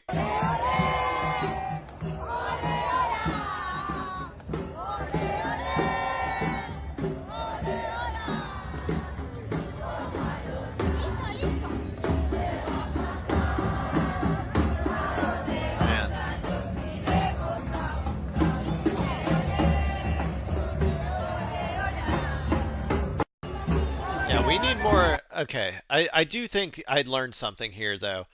Our protests in America, we need more effigy burning. This was rad. Like, this is awesome. The amount of like creativity and like artistry that went into making this like, effigy of Javier Milei, and then just burning it as like a symbol, I think that's rad as hell. We need more of that shit in America. Okay, let's see. A month ago, the national price of gas as 2.93 a gallon. Today it's 3.94. One man is to blame. Donald Trump. Under Biden, gas hit 501, by the way. Yak Boy is such a fucking hack. I mean, sure. The like gas did go up pretty high under Biden. I don't really know what the average was. Um, and I think that he probably could have done a lot more to help, to help alleviate that pressure. I would have done it through, direct funding of either programs or just like straight up money to the working class of this country. Um, but he definitely didn't do his best there. But regardless, like you can also just acknowledge that like we shouldn't this change right here, this up to 394 is completely and totally a choice that Donald Trump and the billionaires of America have made in order to eviscerate the working class. Like they there are no outside forces that like for instance COVID or whatever uh that are causing this. This is entirely our choice. So um oh, let's go ahead and see this maybe. This is a quick clip, but this is from I think Ryan Grimm went on a I guess Rob Schmidt. I don't really know who that is, but I think it's like a right wing. Oh, on Newsmax. So I think that there's going to I think it was pretty unhinged if I understand correctly. But let's see this clip. You know what the nurses and doctors there told me?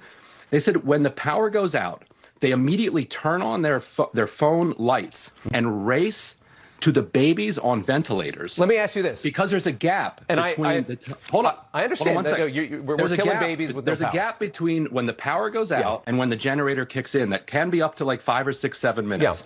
A baby can die in that time on a ventilator. You know what the nurses and doctors there told me? Yeah, it's unhinged. And this guy was clearly trying to interrupt him because he didn't want to hear about how tragic it is, the stuff that we're doing to Cuba. This regime in Cuba has been killing its people for years. U.S. policy attempts to free these people from that regime, and we find these ghouls trying to save it. That's what he said. Actual quote last night from Rob Schmidt, who just called me a ghoul. I understand. We're killing babies with no power. Yeah, he literally said that in the clip.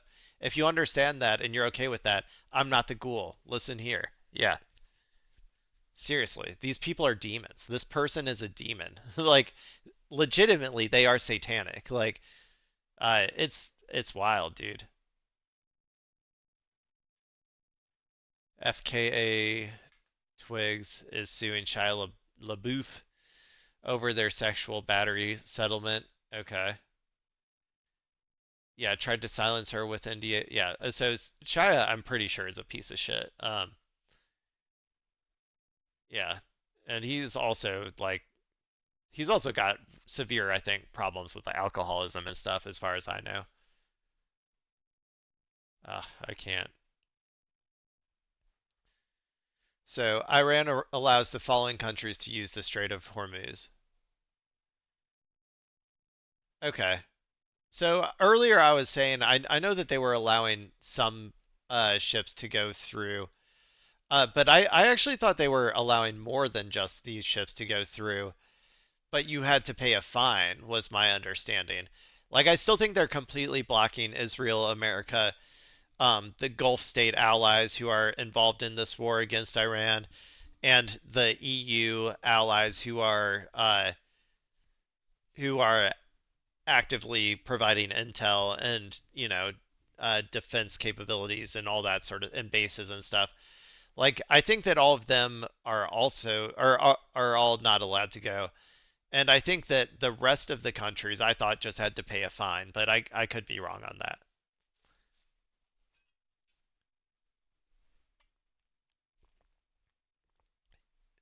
Israel doing Israel shit again. More war crimes.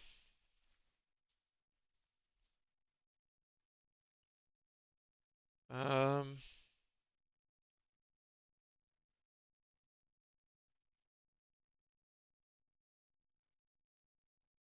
oh yeah, I did see this, I think. Let's listen. We are at the Miami airport on our way back from Cuba, where over a dozen of us have been detained for over 3 hours.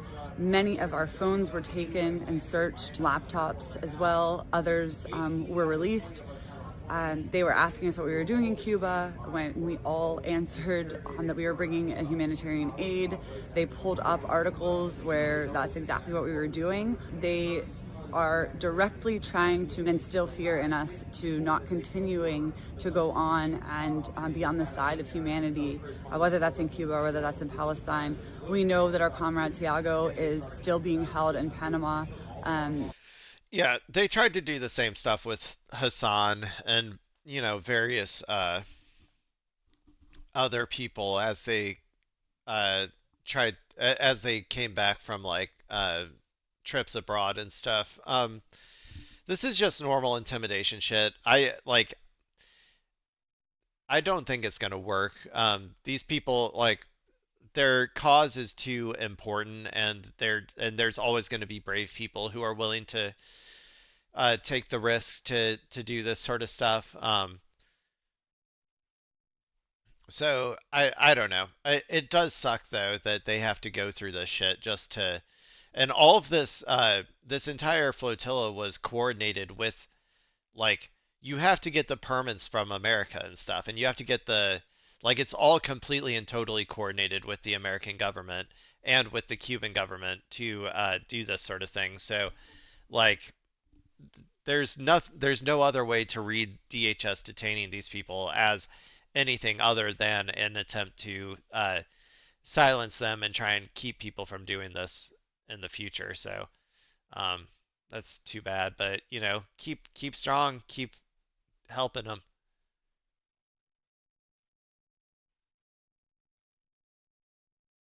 What's this?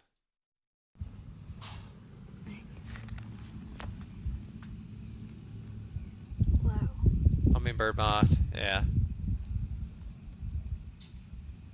How sick is that? Yeah, those things are sick, dude. So, oh wait, I guess there's this one too. What LMAO did this always exist, or I'm trying to figure this out in my head? Yes, Loki, hummingbird and moths can breed. No, okay, no LMFAO. It's a moth. It's just called that because it's shaped and moves like a hummingbird. It's a hybrid. Oh, yeah, okay. I remember the first time I saw this thing as well. I was also very confused because, like, it does legitimately seem like like it should not exist. Like, what the fuck is this thing? You know what I'm saying? Um, and the first time I saw it was actually at it was a place called the Nature Institute, I think. And they used to have uh like a week-long sort of summer program, I think, just for kids to go hang out and do. It's essentially like a daycare, but you're just doing nature shit. And uh, it ends with like I remember it ended with like a outside camping sort of thing or whatever. It was really fun. It was a good memory. I still have it, as a 30-year-old, still having memories from when you were like 8 or 9, it must be a somewhat good memory. But I do remember seeing these for the first time there and being like, that has to be a bird. There's no way that this is like a bug. And then they told me, as they're like, no, that's a bug. That's not a bird. So, um,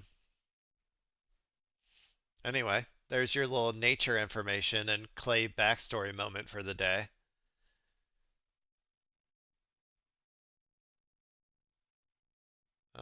Let's listen to Zateo. After the incident at Delaney Hall, there was an effort to censure you in the House and remove you from your position on the Homeland Security Committee. That thankfully failed. Yeah. What do you make of that and other attempts to censure people like Rashida Tlaib and Ilhan Omar? Wonder what you all have in common. What do you make of those attempts, some of them successful? And then you look at Randy Fine and Andy Ogles on the Republican side Terrible saying people. Muslims are lower than dogs, Yeah. Muslims should not be in America. Yeah. They're evil. Zero attempt to hold them to account Yeah. in Congress. Yeah.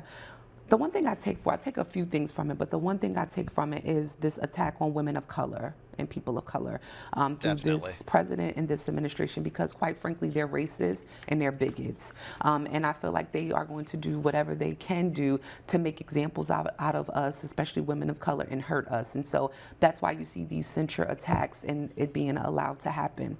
And then I see people like Randy Fine. Well, it's both, right? It's both because they're women of color, which makes them, um, like Republicans will always attack marginalized people much more than like, for instance, straight white men who might have the same opinion or say the same thing. But then also, obviously, it's being pro-Palestine and being anti-Israel and basically just being anti-colonial in general. Our entire country was founded on colonialism and the genocide of the native. It's kind of built into the DNA of our country. And the Republicans are the current distillation of that ideology. They're the logical sort of conclusion, and fascism and, the MAGA movement is kind of the logical conclusion of what we put into motion 400 years ago, like the seeds that we set back then with our genocide of the native. And so anytime anybody says that actually it's wrong it's wrong to kill the native and wipe them out entirely in order to expand your territory and control more land and dominate the region and all that sort of stuff. Anytime someone comes out and says that, the Republicans will obviously be like, well, that's an attack against like who we are as a country and what we've always done and what we should continue to do in order to attain more and more power. So like, yeah, that's like the other reason. But also, it certainly doesn't help to be like a person of color, especially a female person of color, because that just makes their normal rage turn into like a frothing, boiling rage. And Andy, who are disgusting humans, and true bigots to be able to operate like that. And I was talking to someone the other day and said, like, just imagine if someone of color got up and said that about Jews. They would literally run to try to hang them, by the way, of them saying this. It's the same thing. Like, it's the same thing. You're just talking about Muslims, and it's awful, and it should not be tolerated. And that's why each time they do it, I continue to call them out, because they are disgusting humans, and they are Well, also, when it comes to Muslims, the Democrats largely, at least the old guard of the Democrats, are perfectly on board with being anti-Muslim, like Islamophobic or whatever. That's because, like I said, it's just that ideology, the cleansing of the native ideology, is built into the fabric of this country. So it obviously holds a lot of the institutions of power. That ideology does. And the current iteration of it is, trying to steal the land from, the Muslims that live over there or whatever. And so when it comes to that, at least when it comes to the people who hold power, there's really not that much of a difference between the Republicans and Democrats. Sure, there are some that are obviously good, and the Democrats are uh, closer to my position on this, or and at the very least aesthetically so, but also sometimes in substance. Like they're not going to be as vicious, but they are largely also aligned with the, Israeli project of colonizing the Middle East for the white man. So, you know, yeah, good discussion. Good discussion, people.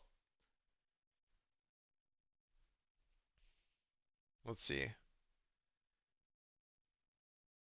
I don't know that person, so I'm not going to watch his thing. Sorry.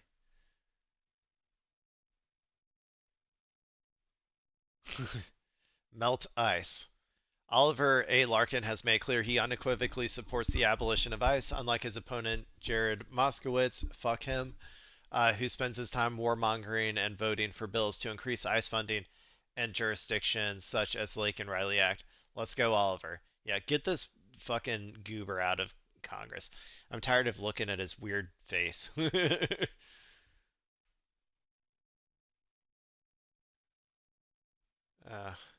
I don't want to watch a war crime, sorry.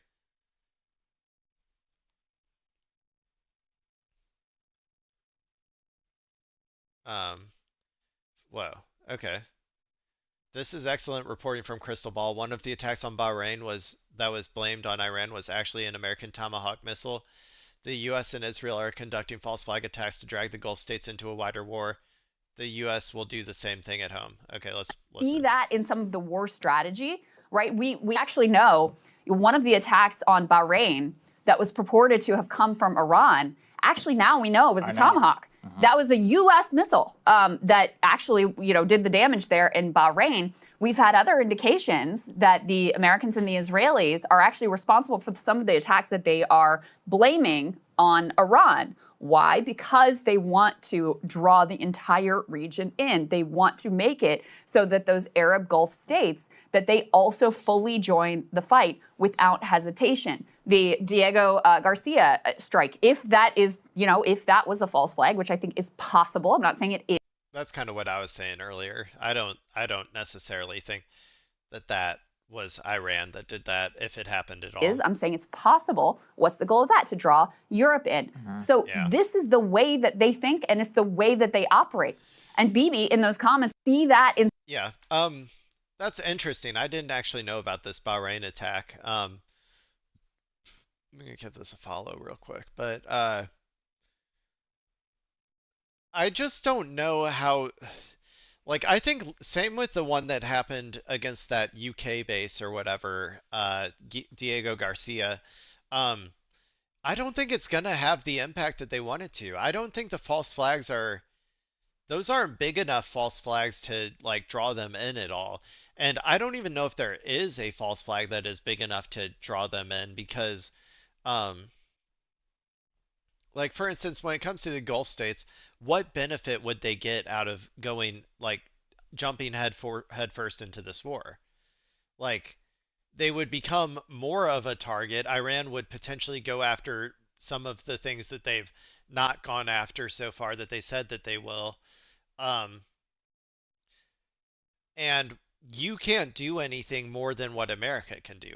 If America can't do, like, for instance, if America can't open the Strait of Hormuz, then all of these Gulf states getting involved is not going to change that. If America can't uh, take out all of Iran's missile firing and drone firing capabilities, then none of these Gulf states getting involved will change that. And the Gulf states, like, if they get involved anyway, it's probably more likely that it's just going to be Americans using their airspace or their launch pads and their bases and stuff to just launch from there instead of like flying over Israel or coming in from the sea or whatever. Um,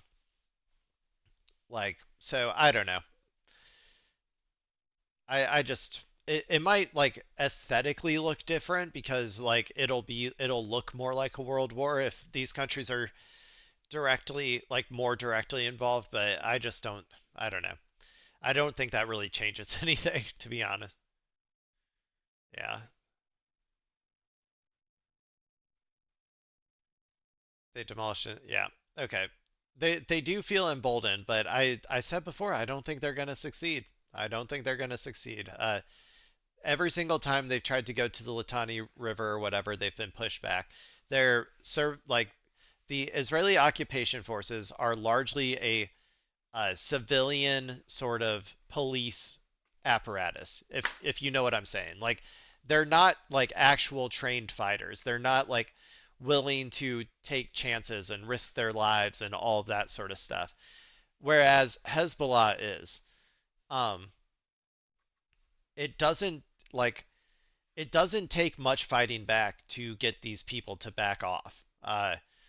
They will obviously, use airstrikes to the best of their ability so that they don't have to actually rely on ground troops that much or whatever. But in the end, to hold territory, you have to rely on ground troops, and their ground troops are fat hogs who are used to beating up women and children, right? Like they're not going to be able to hold their own against an actual, Hezbollah brigade or whatever. So I just don't think it's gonna happen, man.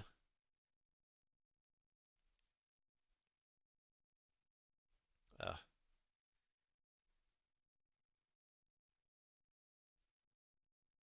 Cornell West. Okay, I'm just gonna try to find something fun to end it on. Maybe this will be fun. This is Wine About It. Cutie Cinderella, she's on the Furian podcast, which I sometimes watch Furian for non-political content. Is that Senna? Does it say anywhere? I don't know. Um, I think that's Senna. The only thing I know her from is she sometimes pops up in my feed on my fitness content. Um, but I think that they're somewhat like tangentially related in terms of like the YouTube content sphere or whatever. So let's see what this is all about. Show messages me, do you know this person from Moses Lake? And I'm like, oh yeah, no, that's the guy that I had a crush on when I was at GameStop that I turned gay. Or not turned gay, but helped him discover himself. Oh my god. Or no, that's not Senna. Sorry, that's Valkyrie, I think. I get those two confused sometimes. Yeah, I think that's Valkyrie. But oh yeah, it says met Ray's old hometown crush. Okay, I gotta read this shit. I gotta read this shit before I start playing it. Okay, it's Valkyrie. Sorry, people. Sorry. Also show messages me, do you know I'm terrible this with person names. from Moses Lake? And I'm like, oh yeah, no, that's the guy that I had a crush on when I was at GameStop that I turned gay. Or not turned gay, but helped him discover himself. Oh my god. And Austin's like, you won't believe this, but he's stripping at a strip club in Oregon. No freaking my way. god. I was like, yeah, that's the exact same person. Also Slay. Oh, that's awesome. That's and incredible. I was like, what a small world. How did you meet him? I kind of want to call him. Wine About It. Christian and I had some friends in town, and we were like, we wanted to show them the scene, so we were just like, let's go to this strip club. And I had met this guy on a previous occasion that I was at the strip club with another friend. He's like, I grew up in a small town in Washington. Oh, Moses Lake. And I was like, Moses Lake? I was like, well, do you know Vogue Valkyrie? You did not. He probably knows you're on the cover of Vogue. He's like, yeah, I went to school with her. And he did not say He didn't mention that. No. He didn't mention anything about GameStop. Wait. Did he know that you had a crush on him? He knew that I had a crush on him. Like He didn't bring that up at all. Do you think that he knew that we knew each other? He knew who I was. Interesting. Well, that wasn't that funny. Except for me getting her mixed up with Senna or whatever. But that happens to me a lot, actually. I don't know why, but I get those two mixed up a decent amount. I probably just don't watch enough of their content to be super familiar, but let's see. The White House has warned Iran to accept what it called a military defeat, or the U.S. will hit harder than ever before. Yeah, we've heard that before. Iran has reportedly rejected the 15-point plan to end the war, labeling the demands as unreasonable. Yeah, we kind of already watched that.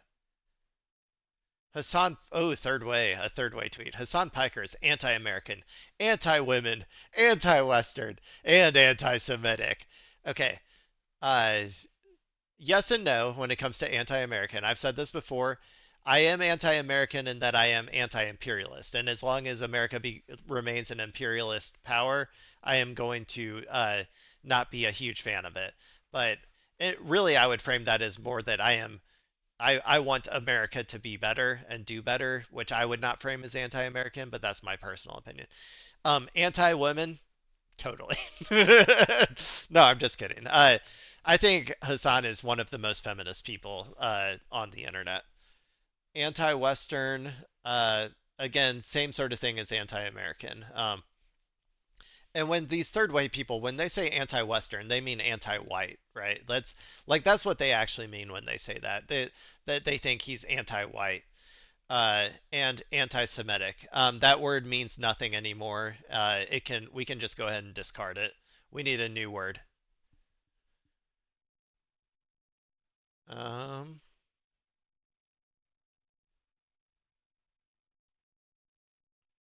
what else we got? Nope, nope, nope, nope.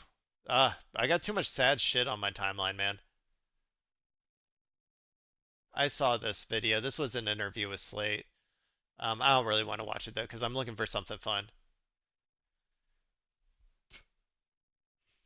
Okay, let's see what this is. Do you know how bad this Hassan Piker trip is for like optics? Tell me, Diorio, how bad is it for optics? How bad is it that he's going to Cuba? What the fuck is this, like, this chibi ass character? I don't know who this person is. Alongside a flotilla, offering as much coverage and basically hyping up the situation as possible, driving attention, driving eyeballs, perhaps driving donations. Let me know how bad it is optically while you sit in your house, okay, with your $600 sunglasses, remember those, and your little fucking watch that you bought because H3 has one. Tell me how bad it is optically. And then after you tell me how bad it is optically, tell me about a cause that since you've been a content creator, you've used your platform to increase the viewership of, or increase. Ooh, I can say one, and I've only been doing this for a few weeks at this point. I've been advocating for the Cori Bush campaign. I've been trying to get people, if anybody's out there watching, to go help canvas. I'm out there canvassing. If you want to meet your favorite streamer, you can go canvas with the DSA. They're doing it every weekend through April. Just saying. Increase the donations that are going towards that. Let me know if there's ever been a country in crisis that you care about that you went and traveled to try and assist. And by the way, Diorio, I know you're a fat fuck. I know you can't walk around. I know you can't party because people bully you. Okay, I get it. I totally understand. And that's why I don't expect you to leave your room to do this. You can stream from your room and just talk about the situation while you're in that country. Have you ever done that? I don't think so. But yes, let's hear about how Hassan using his platform to drive it. Well, I was hoping to hear whatever this little freak said, but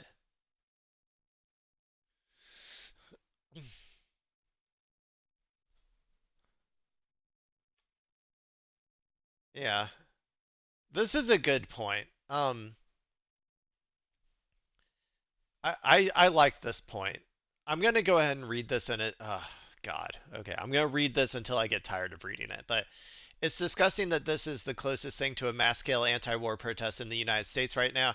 The problem with these No Kings protests is right there in the title. They're saying we don't want a king, we want a president. But Donald Trump is not a king. He is a president.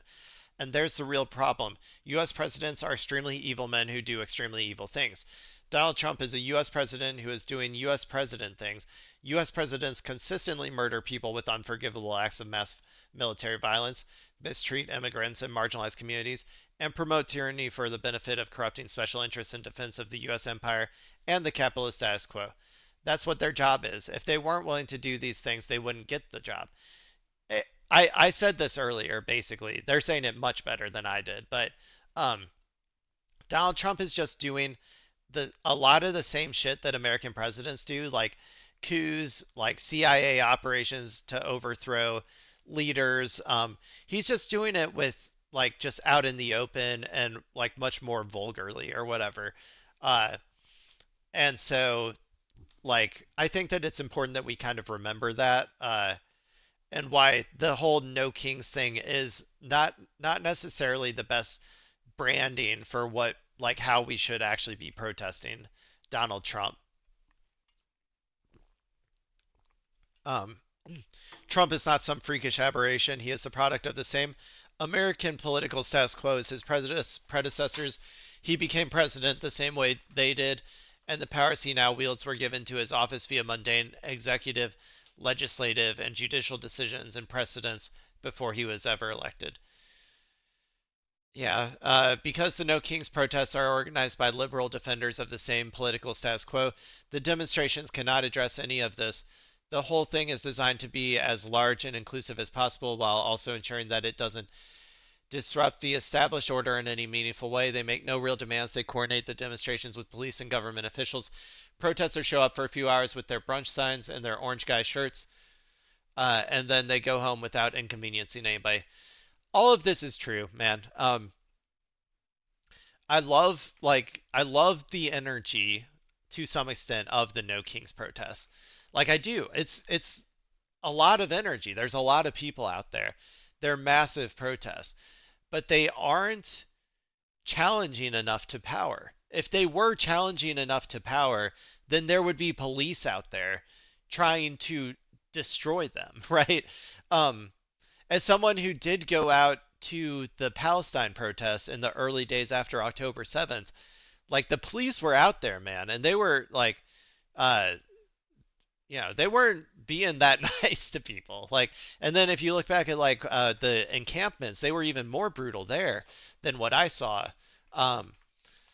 And so I think that like, I don't know, there's this desire to bring so many people on board and be so palatable to liberals that it ends up actually neutering and completely destroying any actual possibility for positive change for this sort of movement. And so, yeah, I don't know. This is a good post. They are not protesting against the U.S. empire.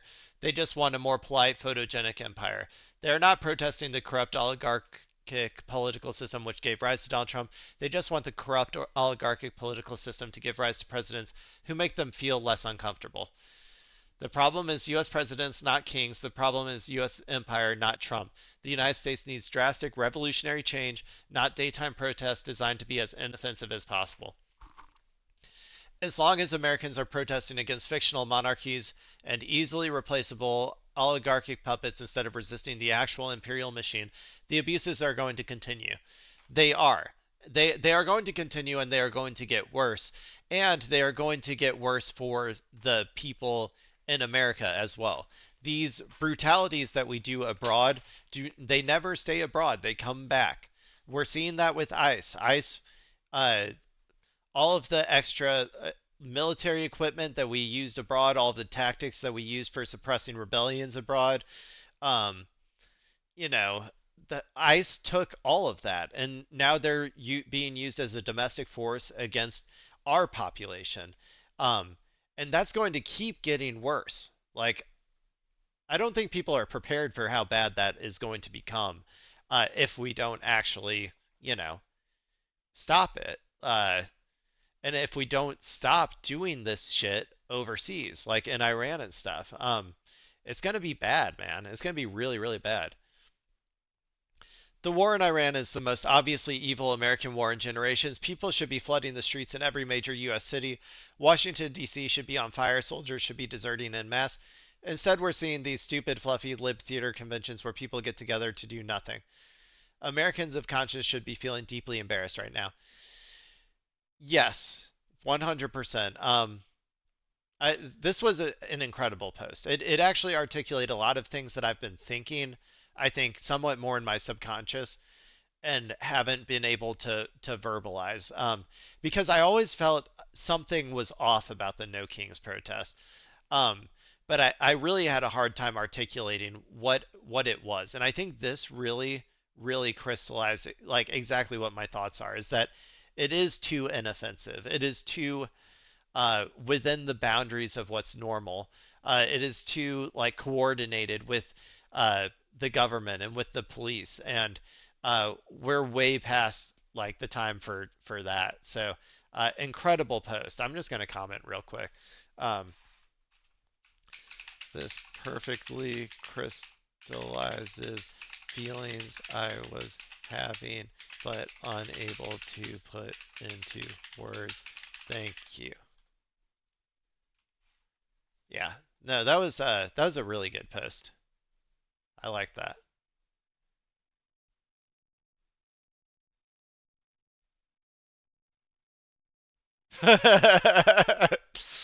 Okay, here's a little bit of a this isn't a fun enough one to end on or whatever, but your eyes are not deceiving you. This is real footage showing thousands of crows circling across and leaving Tel Aviv.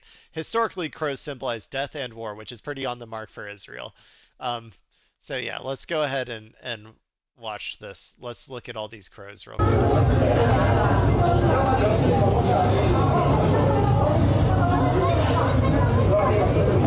Where are they going?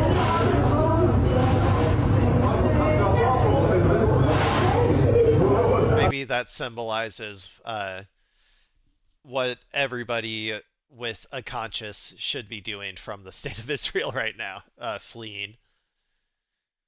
Let's see. Okay, I need to find something fun. That's not fun. That's not fun. Well, that might be fun. That one actually is kind of fun.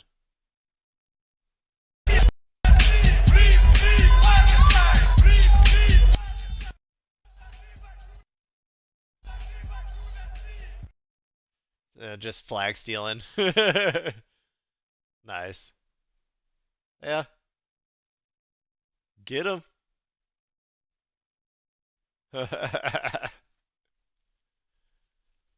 Hell yeah, brother. I'll never forget when I was at one of those early pro-Palestine protests, the feeling that I got when I saw we were going down a street and there were like parking garage buildings on like the right, uh, and when we're going down, we're doing our protest. We got those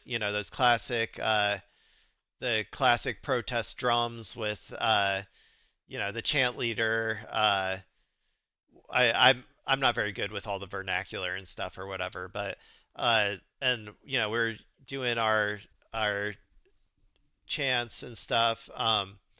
But I remember looking up and some of the people from the protest, uh, the younger ones, not like me, an old head or whatever, they went and climbed up into the parking garage and somehow like got up on the building. Like some of them were up on top of the building. Some of them were hanging outside the window or like sitting on like the concrete like not windows, but like, the concrete openings for air of the parking garage, like waving the Palestinian flag back and forth and stuff. Uh, and I just remember feeling like that was just so awesome. It's so cool to see like, because it's like a minor sort of, it's one of those minor quote unquote crimes, right? Like trespassing or like being somewhere you're not supposed to, or, slightly doing something a little bit dangerous, like sitting on a ledge of a 3-story parking garage and waving a flag or whatever. Um, but it all was just like so cool to see someone just kind of do that just out of the spirit of like there will be a free Palestine one day and stuff. And I don't know, I love that. Anyway, this kind of reminded me of that. Minor property crimes out of the goodness of a good cause or the righteousness of a good cause. The bird. Yeah, that bird. Anti-Semitic! Anti-Semitic! Anti-Semitic! He's anti-Semitic! Go get him! Canary Mission, where you at? Go get your boy. I'm sorry. Okay. You know what? That was a good one. That was a good one to end on. I ended up laughing. I got to tell my cool stories. So I hope everybody enjoyed this stream. Sorry for the technical difficulties. I know the title is probably fucked up. I'm going to go and try to edit it. And I'm going to see if I can get a successful private stream going here in a second, just to make sure, I got this all working for tomorrow. Hopefully tomorrow's, there won't be as many technical difficulties. So, Yeah, that's all. This has been Technically Clay. The stream is technically over. Bye bye.